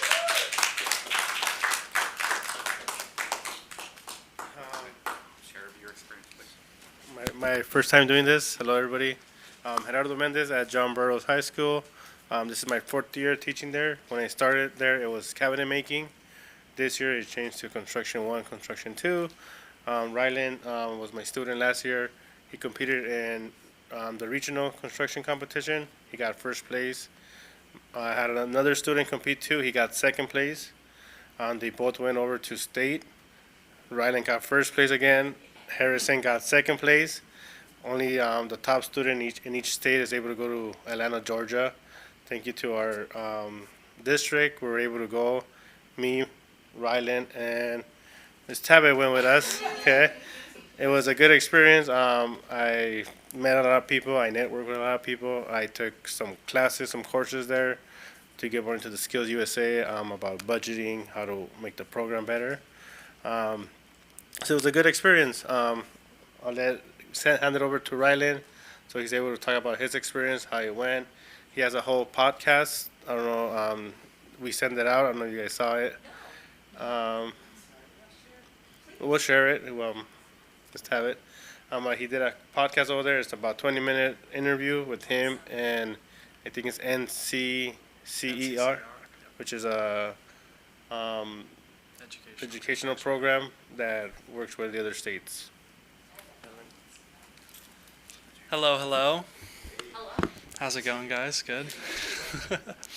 Yeah, so as Mendez said, I was able to make it to the national level competition, and thanks part to you guys for helping support my travel over there and my ability to just attend that competition. It was an amazing competition. It was a lot of fun. We were up there for about a week at the end of June, I believe. And across that competition, obviously I was able to compete with the other students at who competed in carpentry from the other states, but I was also able to network with a bunch of amazing people that are from the construction industry as well as other industries that I enjoy or relate to. And in general, it's just an amazing opportunity for me to meet a bunch of people who offer me jobs, network, just a bunch of cool people. And it was an amazing trip, and I'm super happy I was able to attend, and yeah. Can I ask a quick question? Yeah, of course. So I see our amazing carpenters here. Have you looked in, one of the things that we're talking a lot about as a board is how we can build more conduits to apprenticeship programs, and I know that the carpenters have amazing opportunities, so I don't know if have you talked with them about, Desiree's like, yes, he knows what's up. Have you been to their training facilities? Come on down. That was my embarrassing segue. We've been working with them for about 2 years already. So they've been in the classroom. We've been to their training facility with field trips. They provide the bus. They help us out with some of the material that we do. We did a competition. They provided the transportation, the material. So they really help out the classroom a lot. And this is one of my partners I work with, Desiree. She's always in my classroom talking and trying to work together to make the classroom better. Can I jump in for a second, Mr. Mendez? Because you are very humble. And what he has done and Ryland too. I heard from when I was at the competition, they have really networked and really have gotten a wide variety of people to come in and support Mr. Mendez's program. I mean, it's extraordinary. She brought it up. We have a company, Swinnerton. They're gonna donate about $10,000 in tools. They're gonna provide field trips to actual work sites for kids. They're gonna talk to my class, and the end goal for that partnership is for them to hire at least 1 or 2 students at the end of the school year. And that's something that Mr. Mendez did on his own, which I'm really impressed with Ryland. But, and going back earlier to my colleagues, Ms. Kamkar's points about jobs and bond, I mean, these are the areas that, you know, we need this. Yes. So again, thank you for doing this, but also thank you to our sisters and brothers from the Carpenters Union for being there. If you've never been to their training facilities, you should go visit that facility. It's amazing, but also I love how they're doing all these partnership programs, not only with our districts, but with a lot of other districts, very organized, and you know, we need more workers. So thank you very much, and thank you for all you do. Congratulations, by the way. If you can come up, yes. Partnership that we have. Oh, no, on behalf of, with my lead, Josh Christensen, the local 661 team, and the Career Connections Department, I just want to congratulate Ryland for all of the great work he's done. He's a great student, and we'd love to have him as a carpenter anytime if he ever wants to join our trade, believe me. But he's a great student. It's just a testament to the great program that they have and the importance of the CTE pathways. You know, he's a great student, but he loves to work in the CTE programs and the CTE pathways, and just his passion with working for his hands, whether it's with the stagecraft program that he was in or the construction program, he really is going to be able to flourish in whatever he does in that industry. And I know he's in an engineering class right now, but again, if he ever, you know, wants to jump over, and that goes for any of the students in the program, if they want to come over, we're willing to, you know, help them, because we know they have such a great program at the high school level, and there's a lot of jobs with the Burbank Airport just in their local community that are looking for local hires. So we're hoping to help transition those youth, because in our industry, the average age of somebody coming in is 27 years old. That's the age that I got in, you know, and so that's what I preach to the students, is that had I had known about this opportunity, you know, at a high school level, it may have changed the trajectory. You know, there was always those graphs that said, oh, you know, if you get an AA degree, you get paid, you know, this much more than if you have a high school diploma and then a bachelor's degree and so forth. And that's not necessarily the case with these skills trades. So thank you for giving me this time to talk, and thank you for all of your guys' hard work. Thank you. Can I ask you guys one more question? So I wonder, and this maybe is not answerable this particular second, but I'd love to have a conversation, like, how do we get more students involved? So you've had a really wonderful experience, Rylan. You've been super successful, but it seems like even beyond all the success you've got, it's just been a really enjoyable experience. So I'd love to talk with you, Mr. Mendez, and our carpenters more about, like, how do we get more kids excited? Because I think often they just don't know what a fantastic experience this is and how many avenues that you can pursue. So I'd love to just pick your brain, and again, this is a big question, and just talk about ways that we can support just getting more students involved and knowing about these programs. Well, I'm doing that in my classroom already. I have about 32 in Oh, every wow. classroom. So I'm bringing it up more with the competitions that we have going on, with the Carpenters Union, with the Swinnerton Company. So I'm trying to get more involved with them and just let all my kids, you want to join, if you're in my class, you're able to compete. Try it if you like it. Trying to get more girls into it. Yeah. Last year we did we also did a 15-team, it was a 10-team shed build competition over in Huntington Beach. Oh, yeah. There was about 4 girls that went and 6 males, and we had a good time. The girls had a good time. We had some girls returning this year. They're going to join also again. which they like. So I think we're getting there little by little. And will you let us know when you have events or just something Yeah. cool happening in your classroom so that we can stop by and cheer you on and support, and I'll bug Miss Flynn about it too? For sure, yes. Thank And also, so I think one thing a lot of people are talking nowadays is AI and how some certain jobs are going. And there's a shortage of jobs in what the industries you're in right now. So I think also for a lot of our students out there, our parents listening, these are great opportunities, especially in certain markets that probably in 10 years, depending on where AI is going, right, will not even exist anymore. So I think this is important for people to know. I do agree with our friend, our sister from Union, I forgot her name. Yeah, if I knew Desiree, like what the salaries were when I was in high school, so a lot of people don't know. So I think it is important to my President Weisberg's point. We want to be more involved. We want to know more about these programs. We want to get, and I think as we go forward, once we get the report about the partnership with the Center for Business and Entrepreneurship with the city, that would be also a great hub for startups to come and learn about what you're doing. So I'm very happy about what you're doing because I see the impact in a lot of our students now going into career tech education. So thank you for all you do and congratulations again. Yeah, I just, Ms. Tabbitt has talked at length about the national competition and just how amazing it was, but just thank you for really representing Burbank well on the national stage. We love that. Congratulations to you for even just making it that far. That's so cool. And for just having everybody just popping off job offers to you out of the blue. Well deserved. And congratulations to your family. And thanks for the support of this wonderful young man in this program. So. Wait, Ms. Tabbitt. I can't stop talking about this program. I haven't. And anybody that brings it up, I'm like, let me show you my pictures. Because until you've seen it, right? And you also need to know that Mr. Mendez and Rylan are just not run-of-the-mill. They're pretty special. Ryland is... I've met a lot of kids in my time. You're at the top 10%. They don't make them like you. Congratulations, Mom and Dad, because you did an excellent job. This young man, I mean, he traveled across the United States with his teacher on his own. Big suitcases full of tools, because I took one home too. Not home for them. So he took one home because he went with regular suitcases, and then he got a bunch of tools for free over there because they give them out. Right.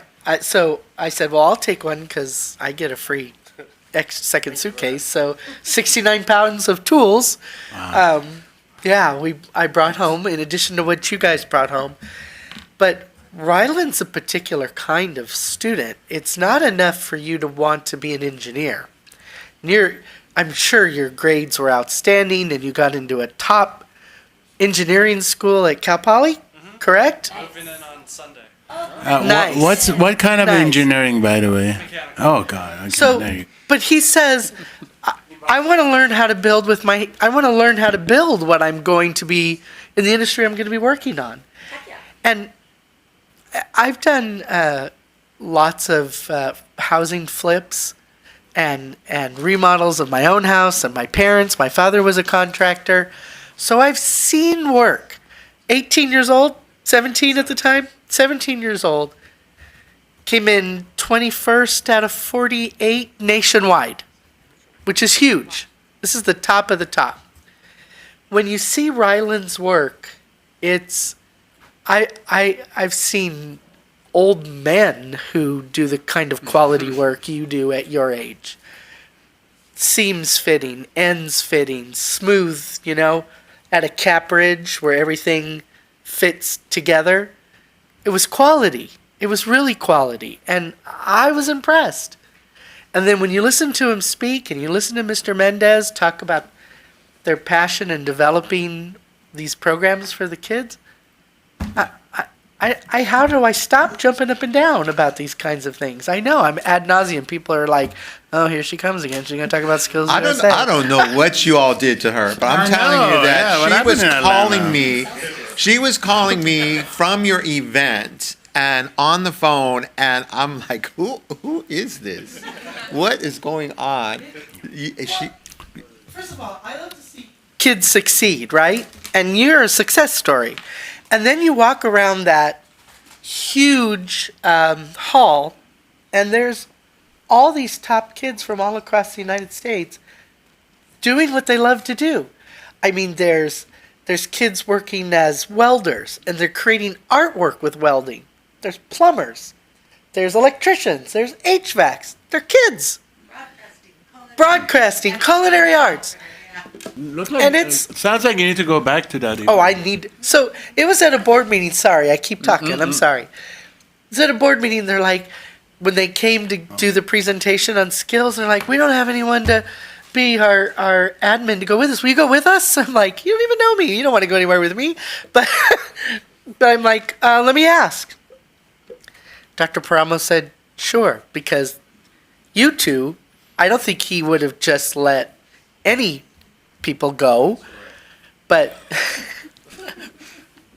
he knew you were going to be okay, and so yes, I got to go, because normally it has to be an admin. Yeah. And by the way, the reason I got excited when I heard the word engineering, so it's my first major was environmental engineering, and I understand how difficult it is, but at the same time, I'm glad that I'm seeing more engineers now. Because when I first came here, I was like, how come no one wants to study engineering? Well, because where I come from, it's all about engineering. Great school. Pomona, you said, right? What are they called? Mustangs, right? What are you, right? Are they called? Broncos. Broncos, thank you. Congratulations. Thank you. And if I may, I'm going to show some complete, and I'll be transparent, bias, because I am married to a career technical education teacher in our district. I'm very proud of that. But I want to highlight the fact that as a district, you, the board, district-wide, we have supported career tech education throughout my tenure here, and it's growing. We have a great example of a success story. There's a lot of his peers, I think he would agree with me, that are highly engaged and successful. Every year, we were talking about master schedules, we have a lot of kids sign up for CTE classes. So we are very, very good at that. I want to really highlight and brag about that. And there's always room for improvement. The feedback's important. We have national trips. It starts with regional competitions, state competitions. I know we have another report coming up on the CTE advisory board. We're doing great as a district. So I would really want to highlight that. And again, congratulate Rylan and Mr. Mendez for their hard work this year and success. Even for the other gentleman to get second place in state, that's huge. Yeah. That's huge. For both of them are. I mean, our goal with the Carpenters Union is to get Career Connections put back in the systems at every high school. They had shop when I was in high school. It was quite a few years ago. I graduated in '81. I'm a 37-year union carpenter, but they had all the shops when I was in there. And I think when. Yeah, right. I think when my sons went through Royal High School in Simi Valley, was like the last years of having wood shop, and I think it's very important to at a minimum have that shop back, and even auto shop I think is pretty important, because not every boy or girl is capable of going to college, so giving them that other opportunity that pays well with benefits is a big opportunity. And the boots program for the girls, and especially right now with a lot of these state government jobs that are requesting, a percentage of women. We really, if anybody knows women that want to get into the trade, we need them.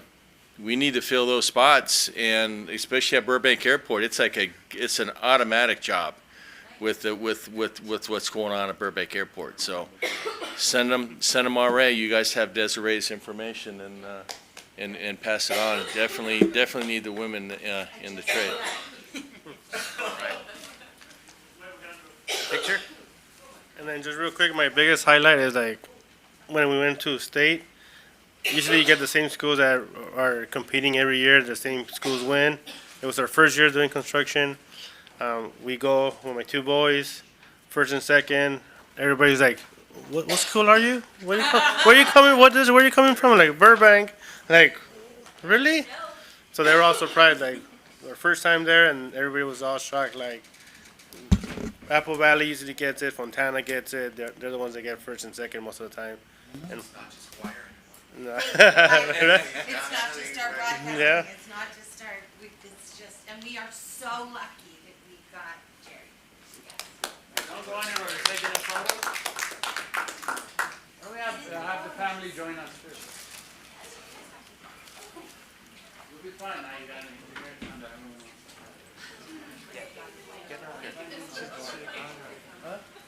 I'll get her up here.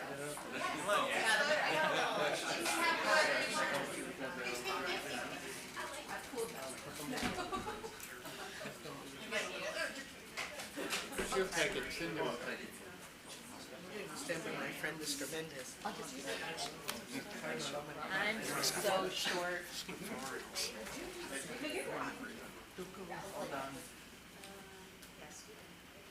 Do we have everyone? Yeah, call your dad. It's okay, I'm not the focal point. All right, everyone, 1, 2, 3.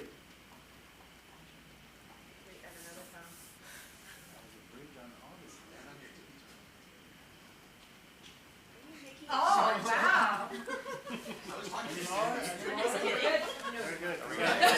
Thank you so much for coming. Good luck at Cal Poly. Everybody I know who's gone there loves it. Actually, my friend is How you feeling about it? Wait, you're not gonna drive back from that far? He's out. And I told my cousin that she stayed there too.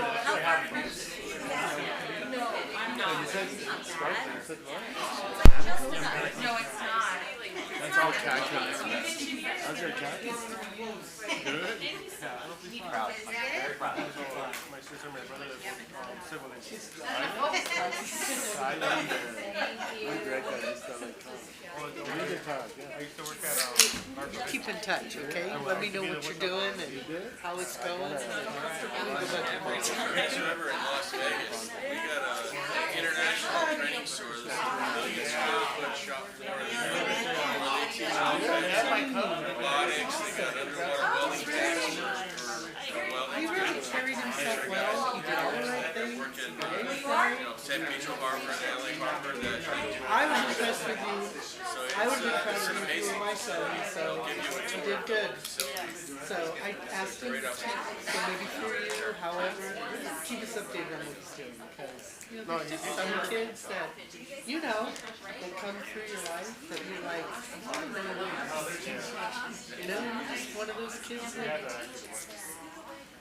does it right. Do it for us, and I don't want to be disappointed. I know you won't. Take care. You know what? I used to say, because I have 3 kids, I used to say to people that how are your kids? I go, well, no one's pregnant, no one's in jail, no one's hooked on drugs, so I think I'm doing good, right? So I expect a lot more. Take care. You too. I expect a lot more from you. Okay, Mark, calling it back on you.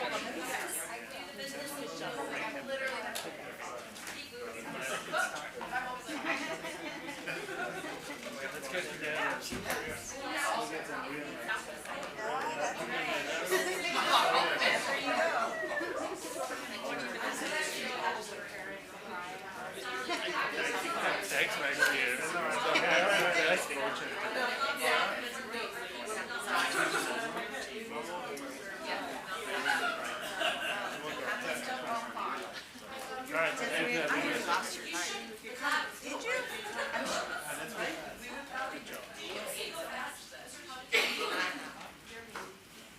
All right. We are going to move. Thank you so much. Can we move? Absolutely. We're going to move 11A up, and then we will do 10B so that fabulous Mr. Benson can return to his humble abode. So 11A, approval of request to name a bench in honor of Karen Lombardo as presented. May I have a motion and a second? So moved. Moved by Dr. Agakanian, seconded by Clerk Ponser Kamkar. Any discussion? Other than we're thrilled to be able to do this. And Miss Tabit is, I assume, in support. 100%. Yeah, she was just, okay. She okay? Yes. Needed a refill. Do you want to take the vote with that? I guess we will.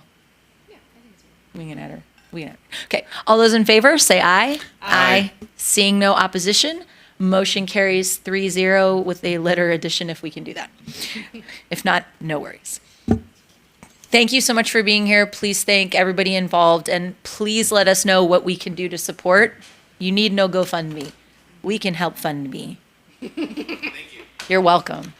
All right, we're going to move back to 10B, report on programs for English learners.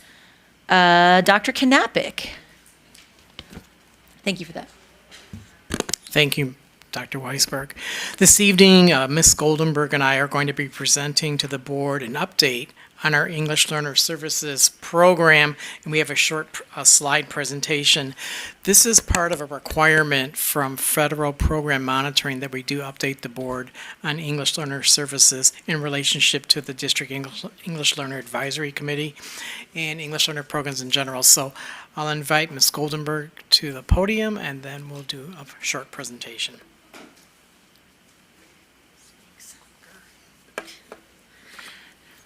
Good evening, board, president, everyone, staff.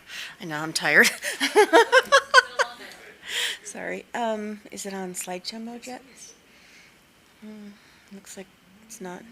Anyway, I'm here to present on the English learner programs. We have two in our district. We have the structured English immersion and dual immersion. There they are. Okay. So I like to just give context and history of like what's been happening over the last 5 years. And we've had an increase in the last couple years, a lot more English learners. And, you know, COVID was right in the middle of there. So that was why the numbers weren't really as high, but they're growing. Then this chart shows the number of ELs by language. Armenian is quickly growing, or not quickly, it's been up there, but it's just like spiked last year. And same with Russian. We used to, when I first started in the district, I think Spanish and Korean were the top. Now it's, well, Spanish is still there, but Armenian is the top. And we have, let's see. Oh, wait, that's something else. Well, when I'll talk about immigrants in a second. So one thing that people have asked is like, yes, we have more ELs, but how is this different instruction-wise? How is it different? Well, these are the last 3 years worth of scores from the initial LPAC. Now, when a student first enrolls in a California public school, the parents have to fill out a home language survey. If there's another language, it could be English and Spanish, it could just be Spanish, you know, whatever. If there's more than English on the survey, we have to test the kids and see where their English fluency is. So, as you can see, the novice level, which is the top graph, or the first graph, has been growing. We've had more students score as novice. In other words, more kids coming with hopefully stronger skills in their first language, you know. And then with intermediate, the intermediate band is pretty small, but the initially fluent is what really got me, because we used to have like more kids scoring not as English learners. So just because the home language survey has a second language on it or third language or whatever, does not automatically mean the kid is an English learner. They sometimes score as initially fluent. And then, thank goodness, the state a few years ago made it so that if a parent wants to contest the results and say, wait, my kid was shy, or in high school, a lot of times they're like, oh, initially fluent, my child, no, I think my kid needs the ELD program. So we get to have those conversations and make adjustments. But, okay, so those are the scores. And then the eligible immigrants. I kept saying, there's more kids. Yeah, and this is, you can see like how it's just grown a lot. And our kids, though, our immigrants are mainly Armenian speaking. Armenian from Russia, Armenian from Ukraine. we do have, though, a good group of students who are Russian speakers and from Russia, not part of the Armenian diaspora. Did I say that right? So, okay. Reclassification rates. This is something that I always report out on. And the state, for some reason, I don't know why, they have not told us, has not released the state reclassification rate since 2020-21. I'm like, what? So part of our goal, or it has been our goal for like several years now, is to score above the state, right? We want to, for reclassification. We can't compare it, though, because they haven't released it, unfortunately. We still have, we can see in 2020-21, that was during COVID, school shut down on March 13th, and that was right in the middle of the summit of LPAC. And the English Language Proficiency Assessment for California is the one thing that the state says the kid has to score a 4 in order to be reclassified. So we were in the middle of testing. We weren't able to do it remotely until months and months later. So that's why our reclass rate was lower there. And then we had, looks like, really boosted reclass rates. Well, we were catching up on the testing and the reclassification and everything after COVID. We still, 12% is a really, 12.8 is a very healthy reclassification rate. So we're still exiting students from the program. Oh yeah, and we were talking that it's normal to see, especially from a school, for whatever reason, like you'll have a peak and then it'll go down, and then a peak and then go down. So it's an ever-changing cohort of students. Okay, so is it okay if we go ahead and talk about the goals? 'Cause I put it in here, even though we have a first reading and a second reading. Okay, cool. So the goals have not changed for the master plan for English learners because, I don't know, they seem to be, we want to make sure that kids are progressing on the LPAC, and then also as measured by CASP in ELA and math, and our grad rate and our reclass rate. So those, they've stayed the same. What's changed is the baseline data. And the group of kids in the baseline data for Goal 1, Progress in Developing English, there are students who have taken the summative LPAC for 2 years in a row, so we can measure growth. And then, but the group of kids in in goals 2 and 3, they're called EverLs. Those are students who are reclassified, plus students who are still current English learners. And the state recommends that when you do look at your data, to take into account the reclassified students. So you can compare your group of students who are reclassified and current English learners to a group of students who are English only or initially fluent. So in other words, you have your group of kids who've gotten support through the ELD program and the ones that haven't. So if we were to just look at English learners, then it would be really hard to measure progress, because every year we're taking kids out of that group by reclassifying them. So that's why they say look at the EverLs. Grad rate, it dipped. We looked at that. One thing that I put into the master plan this year, we'd been following it, but it wasn't in the plan because it needed to be updated, was the passage of this bill. It was called AB 2121, that allows students to graduate by meeting the state requirements. If they come to us in 11th or 12th grade, immigrant students who are participating in a newcomer program, we can have them graduate using the state criteria, which is awesome, because some of these kids, when they come here, they don't have their report cards, their transcripts or whatever. And, we say, well, can you get them for us? Well, some of them they can't. So at least if we're applying the state graduation criteria, it allows more of them to graduate. And I talked to our reclass. Okay. Now, the dual immersion master plan. Why have the two be separate when it's all one master? Well, because the dual immersion master plan has such specific information in it, and it's not necessarily compliance. The EL master plan is a document of compliance it's following state and federal guidelines. And so the DI master plan, and the DI master plan includes English only students. Why is that, by the way? Why do we have English only students in the dual immersion plan? Yeah. I mean, the dual immersion group? Because if we didn't, it would just be immersion. The dual part is that you have to have a certain percent, you don't have to, No, but I'm talking about the compliance versus, you said one of them has to. Oh, the compliance Yeah. part. We are meeting EL's needs, whether they're in dual immersion or in structured English immersion. And the master plan for dual immersion includes students where there isn't a compliance thing. Like for English only students, they do not have to take the LPAC every year. For clarification purposes, they have to take, it's not only the language, they have to take science, history, right? What are the requirements that they have to take it in the other language as well? I heard that you have to do history in the different language as well. You have to. Okay, so what's offered in terms of the languages and the language breakdown?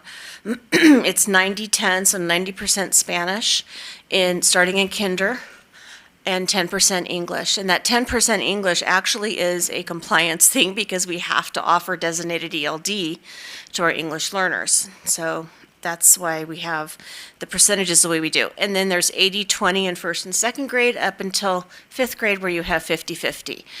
And the teachers generally teach Spanish language arts in Spanish and English language arts in English, being facetious. But they also, they teach thematically so that social studies a lot of times is taught in Spanish and science a lot of times in English. But sometimes, it's whatever resources are available to the teachers. And I mean, what I'm saying is they have everything in the target language, but sometimes they choose for whatever reasons that based on the makeup of their class and any supplemental resources to teach one content area in the target language, and then they might switch off. The next unit might be, science might be in Spanish. Math is in Spanish until third grade. Wow. And then by third grade, they, depending on the math content, sometimes it's still in Spanish, sometimes it's in English. Really, these teachers are artists when it comes to teaching. And we've had such good results from our teachers. Well, the reason I bring this up is because I know for one of the challenge, for example, from a neighboring town, and for example, the Armenian was it's very hard to find teachers who are certified who can teach dual immersion in Armenian. And because when you get to because traditionally I tell people like, growing up, we did do a different language, but the second language in Armenian would have been just, literature. It didn't go into science, physics, Got it. And sometimes Yes. for parents it's difficult because I don't know what these terminologies are in my own language when it comes to the complicated stuff in Yes. mathematics and science. And I think that becomes a challenge. And I know we've talked about this, Dr. Promo, but I hope that districts don't have the ability to justify. This is all by state, where you can say, well, we're going to only do like language and literature. We're not going to get into science and stuff. Is it up to the teacher, or do we have to follow certain guidelines set by the state? No, it's set by our master plan. Yeah. So our dual immersion master plan outlines the minutes per subject matter, which language they're taught in, which languages or what subject matters are assessed and in which language. For once you hit middle school, we would love to offer science or math in Spanish. It would be awesome to continue the 50-50, but finding, as you were just saying, finding credentialed teachers in a subject area such as science, social science, or math who have the BCLAD authorization is hard. The BCLAD stands for Bilingual Cross-Cultural Language and Development. And after Prop 227 happened in 1998, the number of credentialing programs that also offer coursework to get the BCLAD is about half. And the BCLAD is most offered in Spanish, of course, because the majority of English learners in California speak Spanish. As we know, our community and Glendale are unique with our Armenian. And in Glendale, from what I know, their Armenian is 50-50, starting in kinder. Yeah. So it's having to do with the letters in the alphabet, and just they have reasons for why they do it. And since we don't have it, I don't know the reason, all of them. Yes. I have other questions too, but you mentioned the BCLAD. Is the BCLAD offered in Armenian?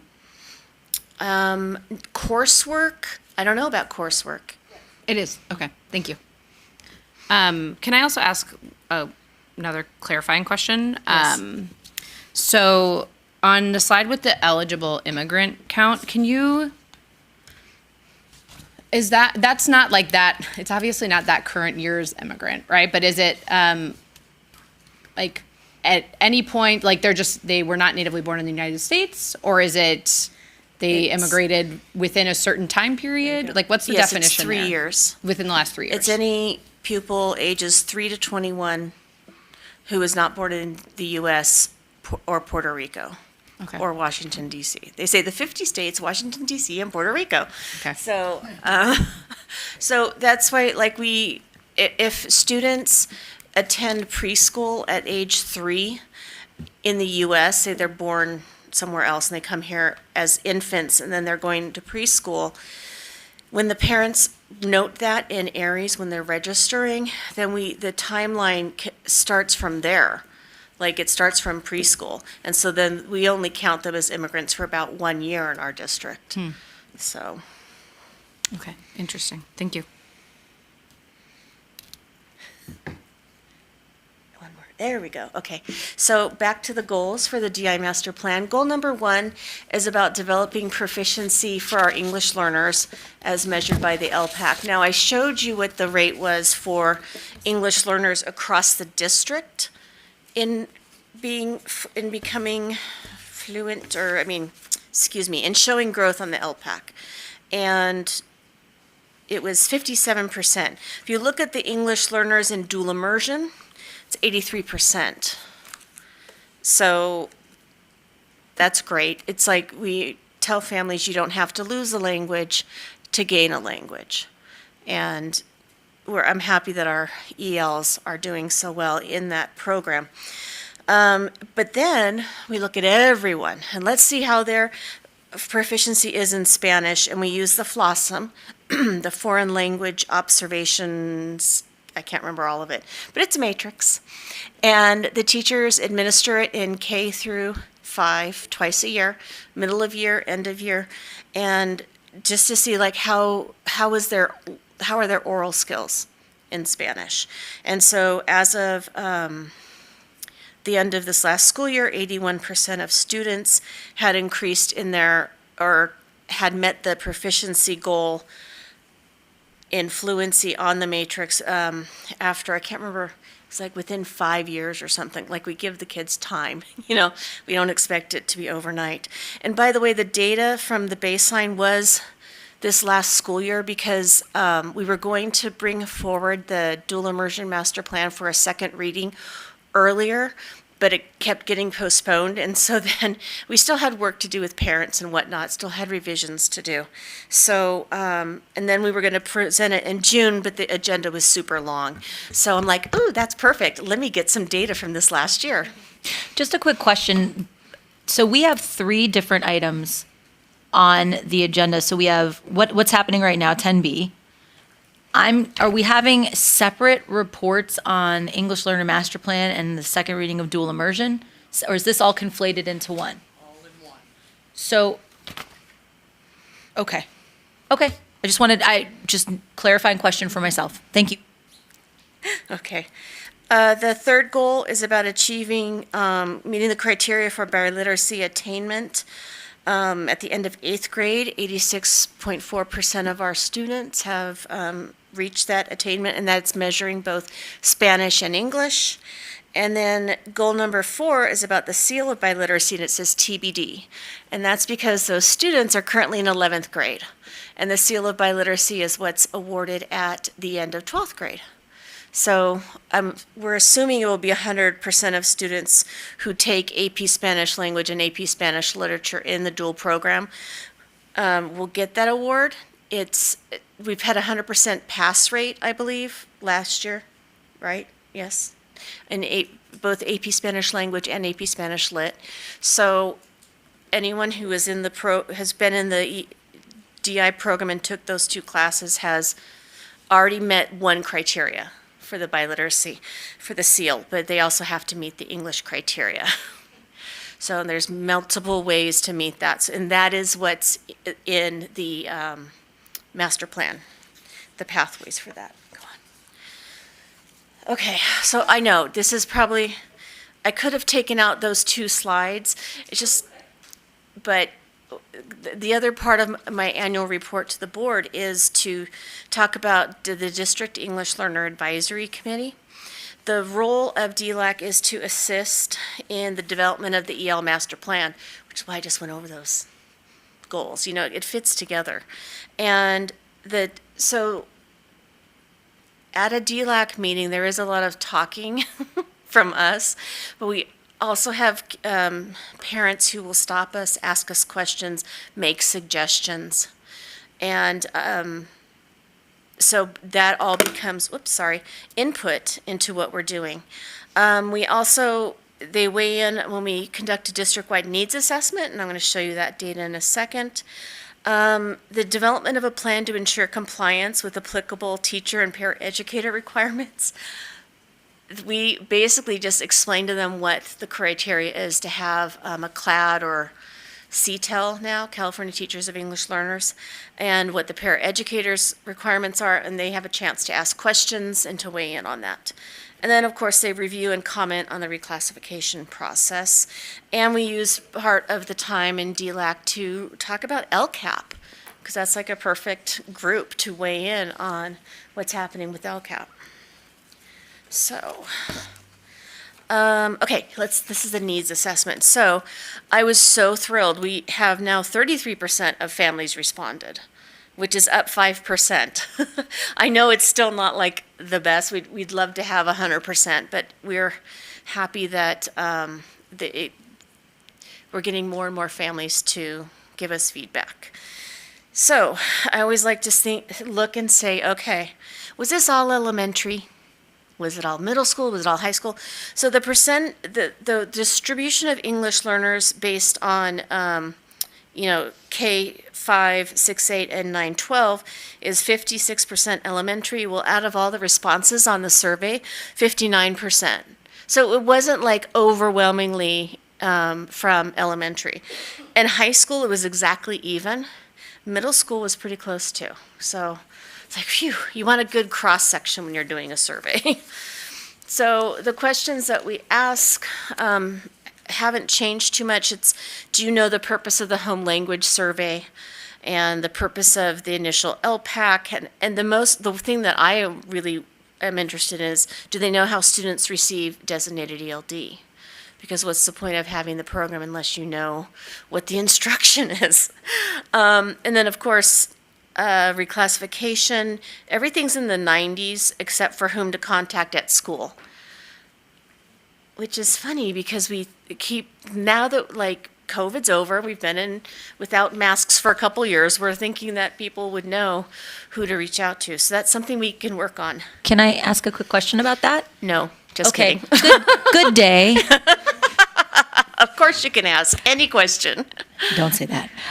So with the whom to contact at the school, I assume these questions, there isn't like a place to fill in,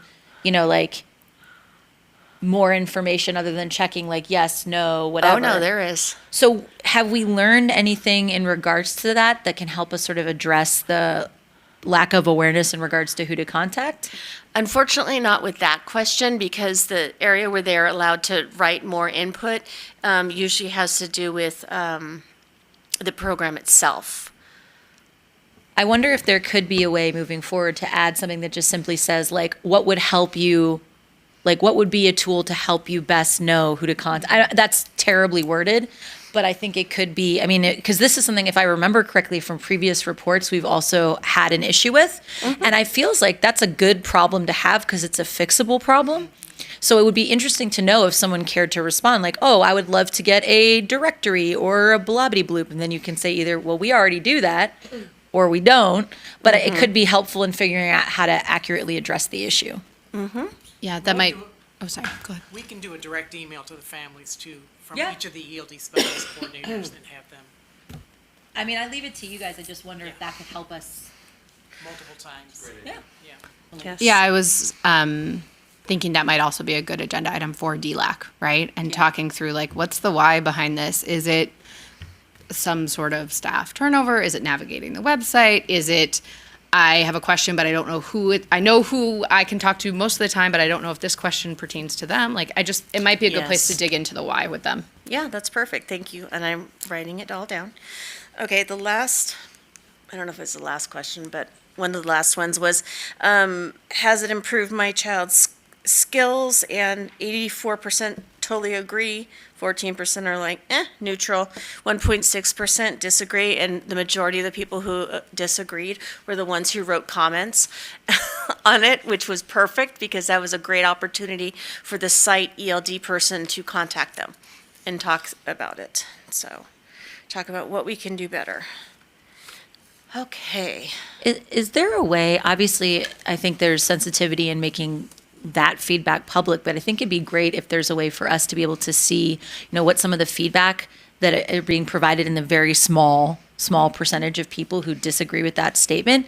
It'd just be interesting to know, even if it's kind of summarized down into a couple of things. And again, I don't know if it's appropriate to put in a presentation like this or something that could be shared with the board, but I think it's always helpful to kind of know, not to check up, but just to better inform ourselves. Absolutely. And I can tell you right now, the majority of it was, I don't want my kid in the program anymore once they got to middle school because they wanted to have an elective. So the majority of it was, yes. And then some people we had a couple people say, why are kids who are born in the U.S. even considered for the ELD program? And I'm like, well, it's about language, not about where you were born.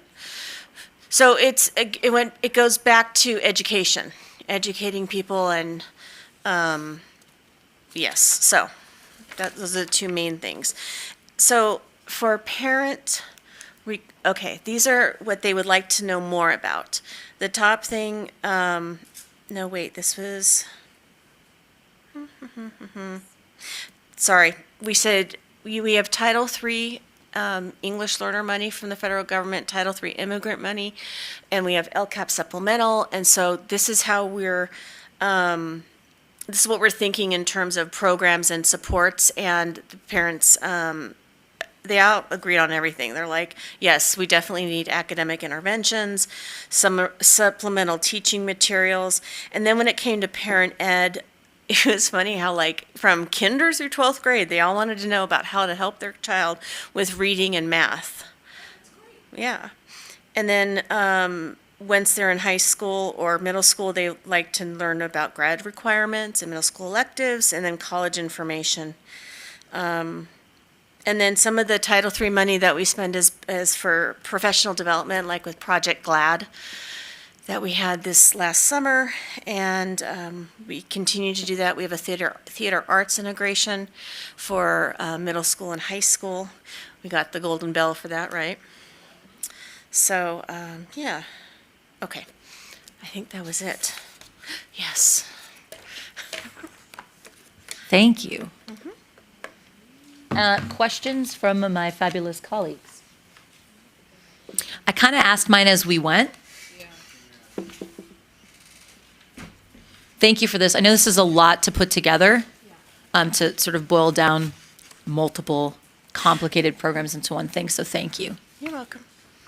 Okay, thanks. You have your thinking face on. So, no, it's fine. I know we're coming back we're doing the first reading of the EL plan tonight. So we'll have potentially an opportunity to ask other questions later. So Hold on. This is first of EL and second of DI. So they're not all that was the question I asked earlier They're because kind of it's, sort of smushed presentation was together. kind of smushed Yeah, together. the presentation was smushed. Okay. But if you have specific comments or questions about either of the master plans, then okay. No, I think I mean, So they combined the presentation, Right. and then there's two separate items for us to vote on. Got it. My question was, are we going to get 3 separate presentations? So that was great to have it all at once. Thank you. Unless you want to present 3 times, then you can. give me a microphone. No, I'm just kidding. Okay, so let me just find all my papers. All right, so we just did, that was 10B.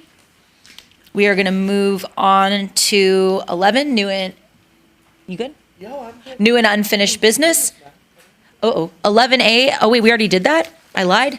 We're on to 11B, approval of verification of requirements for provisional internship permit with the State of California Commission on Teacher Credentialing as presented. Can I have a motion and a second? Moved by Dr. Agakanian, seconded by Ms. Tabbitt. Any discussion? I did not have any. It's 3 or 4 different things. It seemed pretty, two mild mod, and then math. Yep. Okay. All right.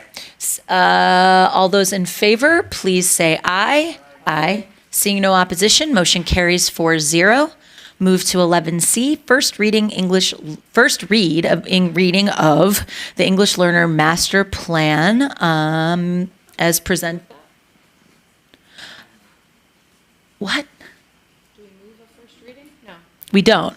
So it's in the wrong place. So we're just talking about it. So cool, we talked about it. Good talk. Does anybody have any questions? Well, I'm turned around at this point. Okay. So that should have been in reports. Got it. Sweet. Learning as I go. 11D, the second reading of the revised dual immersion master plan as presented. May I have a motion or a second? Moved by Dr. Agakanian, seconded by Ms. Tabbitt. Any discussion? Ms. Sponsor-Kamkar. She's up. She's up. So, Ms. Goldenberg, I don't know if you were here at the very beginning of the meeting, but one of the things that I mentioned to Dr. Paramo was just like needing to have a longer term view of where we see this program going, especially like, one of the things I said to him was, I was like, it's kind of funny that we have this chart that shows like Armenian language learners and like going up and Spanish learners going down, and then it just kind of moves on as like, here's how we're doing dual immersion for Spanish learners. But I think that this was a really well written plan, and I want to thank you because I know you did tons of work on it, and the committee I know spent a ton of time on this, and so I know it's a long time coming. We've been waiting to approve this for a while, so thank you for all of your work on it. Yes, no problem. Ditto that. Okay, any more discussion? All those in favor, please say aye. Aye. Seeing no opposition, motion carries 4-0. Moving to 11E, approval of agreement with Burbank Community YMCA for expanded learning programs as presented. May I have a motion and a second? Second. Moved by Dr. Agakanian, seconded by Ms. Sponsor-Kamkar. Any discussion? This is, the funds here are ELOP funds and not general fund, right? It's all ELOP funding. Okay. Yes. Thank you. So that's money, just to clarify for the 5s of people watching, that cannot be used for anything else. That is correct. It's for childcare, after-school programs. Yeah. And for summer school programs, too. I realize it's very late to be doing this, but I'll ask at the next board meeting, but I definitely want to continue the conversation we were having about childcare for our teachers during pre-service week before they head back into the classroom, because we know that those issues are really severe. So I'll agendize that next time around for a future meeting. Thank you for that clarification. Yeah, and just, do we have a sense of just like the number of students this is serving in any given year? Yes, the YMCA is estimating that they're going to service about 1,000 students during the school year. What? At the CDC, not at the CDC? No. Okay, just through Through all their of their programs. Got it. So it's through their Learn, Grow, Thrive program. It's Oh, through the got it. Performing Arts program. It's through the STEAM program that they do, and then the Model United Nations program too. Oh, okay. So this is Power Scholars plus Yes. the other. Okay, that makes Yes. more sense then. Thank you so much. Thank you. Okay, we didn't vote yet, right? Who am I? All right, all those in favor, please say aye. Aye. Seeing no opposition, motion carries 4-0. We will move on to 11F, approval of the Burbank Unified School District Career Technology Education Advisory Board 2024 as presented. May I have a motion and a second? So moved. Moved by Dr. Agakanian, seconded by Ms. Ponser Kamkar. Any discussion? Just a big thank you to folks for participating on the Yeah. advisory board. It's an impressive list of folks. It really is. And I make up, Ms. Flynn, that you are coordinating all of that, so thank you for all of your work on it. I know it obviously makes a big difference for our kids, given the presentation we saw tonight, so. Yeah, you really do. Thank you. Ah, I've seen that on Facebook. The Adobe classes. It's awesome. Oh, okay. Oh, really? Congratulations. Any other conversation? Okay. Seeing none, all those in favor, please say aye. Aye. Aye. Seeing no opposition, motion carries 4-0. 11G, approval of agreement for professional services with Covello Group as presented. So moved. Moved by Dr. Agakanian. Seconded by Ms. Ponser Kamkar. Any discussion? John's looking at me because I sent him this email being like, this seems like a lot of money. Oh, good, 'cause I for had questions, too. Substitute nurse. So can you just talk a little bit about how much we are normally kind of spending on this? Yeah, that would be great. So what I'll say right out of the gate is that we are fully staffed with nurses, BUSD nurses. That has not always been the case. And the board has previously approved contracts with protocol nursing. And protocol nursing agency would supply us with 2 or 3 nurses that we paid the agency for, and they were contracted to work at our school sites. Now that we have our nursing staff fully employed through BUSD, this contract is to allow us, in the event that we need a substitute nurse, or we have a nurse that goes out on leave, or a nurse that goes out on maternity leave, that we can tap into Covello and ask them to help us to supplement with an agency nurse. Now, protocol nursing went out of business, so Covello is a new group that is able to supply us with nursing. Now, when we put the quote together, in mind with the way it used to be, where we were getting 3 full-time nurses from them for the whole year. And so that dollar amount, I agree, we could amend that to probably $150,000 and have the board approve, because this is just for short term in case we need something. It just allows us to be able to move quickly. So it's possible that we don't use the money. That's correct. Okay. And then you mentioned leave. So is this just for longer term needs? It's not for like if a nurse is out sick for the day, do we get a substitute to come in to cover that person? They usually, in a situation like that, they'll usually cover within the department. Okay. So they'll dispatch someone to share time. Okay. This is more in the event that someone goes out for a month or 2 months. Okay. Thank you. Yep. That's really helpful clarification. Any other discussion? You good? Okay. Seeing none, all those in favor, please say aye. Aye. Seeing no opposition, motion carries 4-0. Moving on to 11H, LA County School Trustees Association 2024-2025 Annual Representation as presented. So we need to choose somebody? Dr. Paramo. Yes. So this is something that we do annually, and it is up to the board to select someone from among you who will represent Burbank Unified School District. And what is the, just for those of us who work, which is all of us in some capacity, what is the time, soon. What is the time, what is the, Mondays. what is the, It's not a big commitment. so could you just outline what it is? Go ahead. No, go ahead. Monday. Yeah, it's not a very big commitment. They don't meet very often. It's usually quarterly. Yeah, I think Ms. Quintero brought up that I was the rep, and I didn't ever go to anything because I didn't know I was the rep.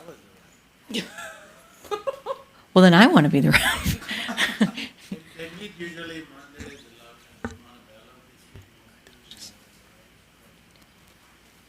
Well, you thought you were the representative, so. You're- No, apparently, I trust. Somebody got an email that they were supposed to go to. So I did not receive So emails. you're probably not the rep. No, but Cindy's face says I am. They tend to go to your spam email. Oh. Dr. Weisberg was registered as the member, and Dr. no. Agakainen is the alternate. So this is for this school year, right? That's correct. It's every other month or a month. Okay. They are I'm Zoom. fine letting it ride for the two of you if you want to keep doing it. I mean, I've been doing an exemplary job thus far. I would love to continue. I'm willing to let you make it up to us, Dr. Weisberg. Oh, they were going to honor him for her exemplary. Yeah, they really were going to give me all of the golden bells. I know it's a different thing. I'll stick around then. I'll do an All alternate. right. So I nominate Dr. Weisberg as our representative with Dr. Agakanian as our Solid alternate. choice. And I will second that. Guys. Thanks, Matt. Great. All those in favor? So moved by Ms. Ponser-Kamkar, seconded by Ms. Tabbitt. All those in favor, please say aye. Aye. Seeing no opposition, motion triumphantly carries 4-0. Thank you for the honor. Yeah, truly. I will go, I will check my spam now. I apologize, proof. I really, truly did not know that. Okay. Well, now I know. It can only go up from here, guys. I've ruined professionalism. 12, consent agenda. Is there anything that anyone wants to pull for separate consideration?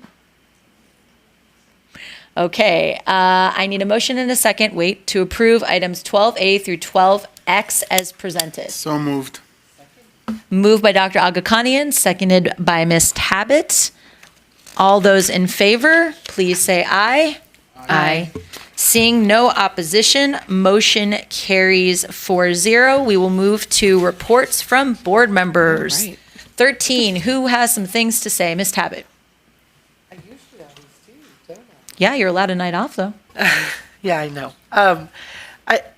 Welcome back to school, everyone, and thanks to all the staff, teachers, facility workers, grounds people, custodians, cafeteria workers, everybody. I'm sure I missed someone in there, but thank you for making sure our schools were ready to open the doors on Monday to our students.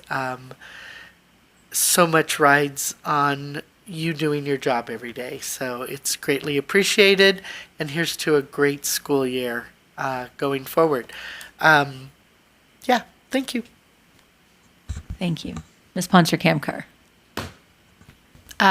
Thank you.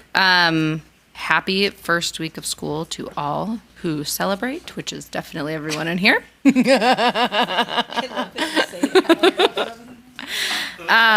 My children, because they are young, are still celebrating. So just wanted to thank Council PTA for inviting me and Dr. Pramo to participate in their meeting to give a quick little report of the beginning of the school year. And, you know, I just want to thank our PTA partners. They have been doing some amazing work. This last year, we saw Mr. Smith here talking about the sign at Burroughs. I know that all the PTAs are hard at work getting things. They were getting things ready before the school year, and now they're really making sure that the school year is special. I also went on a couple of school visits with Dr. Paramo to Miller and to Emerson and to Jefferson on Tuesday. Was that yesterday? That was yesterday. Yes. Oh my gosh. And you know, we talked a little bit about what happened at Miller earlier with the Rainbow Club, and you know, we were there in kind of the spirit of trying to help problem solve there. one of the things that I saw when we were at Emerson was we managed to sneak in on a principal's lesson that she was doing with some third graders, and she was reading the book called Be You, and they had done a activity where they were talking about like what they wanted their ideal school to be, right? And it was things like, I want to have kind people, I want everyone to be honest, I want it to be fun, I want to be able to be myself, and it was just really, I got a little emotional because it was just really sweet to see that principal in particular really setting the tone for her school in a way that I think made all of those students feel really included. And so just thank you to the principals at Miller and Emerson and Jefferson for inviting us in and for showing off their schools a little bit. Thanks. Dr. Agakani.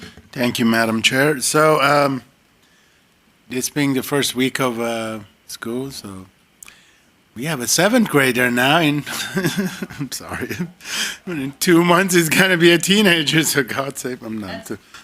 I know. Yes, we're, back to school, Mirror. First day was wonderful, and I just love the less traffic now for some reason. Thank you, Ms. Tabet, with all the slowdowns and with the little partnerships. But it's good to see our students back in school, and especially our son. So he's very happy to be back. I did visit one of our schools. I went to Edison and met with Principal Nicole Cody. Right? Did I say that right? Yeah. And wonderful visit. We did look at some issues that were already brought up that I know we will be taking care of it right away. But also it was interesting because I went to the cafeteria to say hello to our, the workers there. Have you guys tried our school's pizza, by the way? Yeah, okay. The smell was incredible. So I couldn't, but I was like, man, yes. You've tried, you're shaking your head, right? It is amazing. So thank you, Ms. Cody, and thank you for the warm welcome. I'm going to Burbank tomorrow, So a couple of things I've been attending. It's been really busy. I did go to the Burbank Back to School Nonprofit Coalition with my board president, Ms. Weisberg. It was an amazing event. Thank you to all the organizations who put it together and the Boys and Girls Club for housing and giving the opportunity for everyone to come together. And next year, anyone taking note, giveaways bring fans because it got really warm at one point. So those fans from the Parks and Rec flew off like really quickly. So here's a little idea for next year if you're doing any merchandising, because a lot of people are giving away a lot of products. And I was very happy to see our school district there as well, with our foundation as well, with all the volunteers. So thank you for everyone who did it. I also did attend the Burbank National Night Out. It was also good to see our partners there.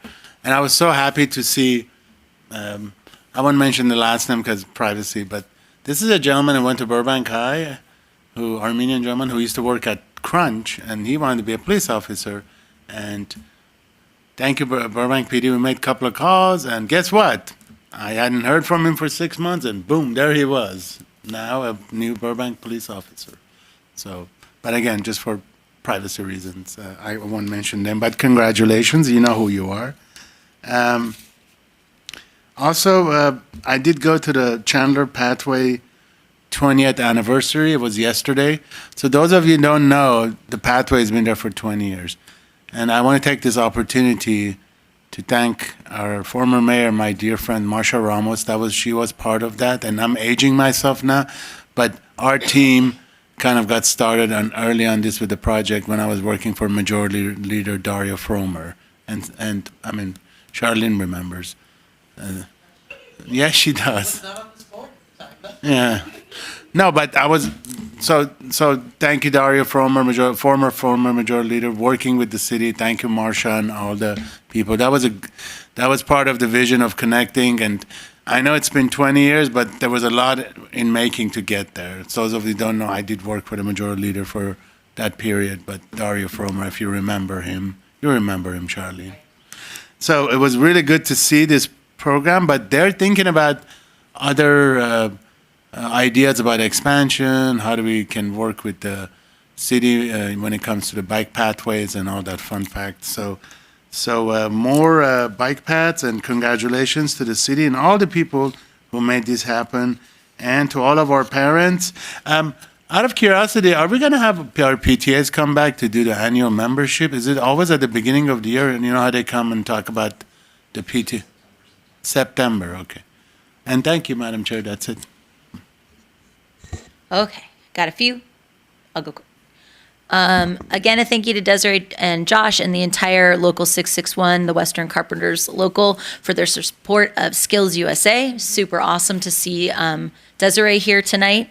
I also wanted to thank the Burbank City Council. They approved a resolution this week to make free public transportation for all BUSD students through the Burbank Bus Free Fare Program. So it's complimentary rides to all BUSD middle and high school students who have a valid student ID card. So that's really awesome. Thankful to our city partners for that. I went with Miss Tabbitt today to visit facilities. It was really fantastic. They always make a lot of time for us, which I appreciate. Lots of good constructive criticism. Which I actually do very much appreciate. And along those lines, I actually wanted to shout out a couple of people. Our facilities have been, I mean, they're the busiest people in the world over the summer and, you know, arguably throughout the year as well. And there were definitely classrooms that were shifted around at various schools. And I know that I just wanted to shout out a specific group of people who really worked their butts off at Miller to help with the classroom changes. So most of these people, I think, are in maintenance, except for Carlos and Fred in tech, who helped make projector magic happen. So shout out to Bobby, Mike, Brian, Adam, Basilio, and Keith. And I know I'm forgetting one other person, but I will shout them out next board meeting. But thank you for going above and beyond. I think that's one of the things that's so extraordinary about our team there, is that they do operate as a team and they step in and help one another out when somebody needs it. The new floors look amazing. Just a huge, I mean, we could go on and on about the amazing job that Dennis Maxwell and Randy and everybody there have been doing. But I think often because it happened, that the huge amount of the heavy lifting in the summer, they often don't get the shout out that they should. So thank you to all of them. And I know Ms. Tabbitt has one other thing she wants to talk about.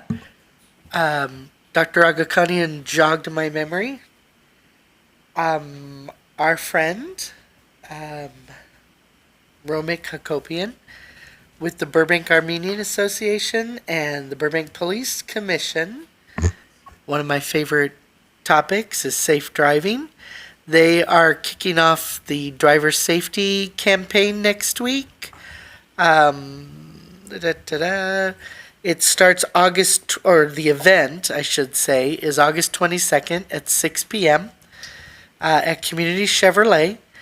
And the highlights of the campaign are to learn about the campaign and workshops, hear from the Burbank Police Department, and they'll have some light food and refreshments. And that's at the kickoff event on the 22nd at 6 p.m. at Community Chevrolet. So they have Located on 200 West Olive Avenue. Do I have it right? Yes, 91502. Thank you. And so they have a series of things they'll be doing. As always, I'm very appreciative of anyone who will take the time to talk about driver safety. I've gotten too many phone calls about the loss of our students, whether they were still our students or recently graduated, and it is the last phone call you ever want to receive. So the more awareness we can bring to the importance of driving safely in our community, the better we'll all be. So, thank you. And on that note, we will end tonight's meeting at 8:54 p.m. We are adjourned.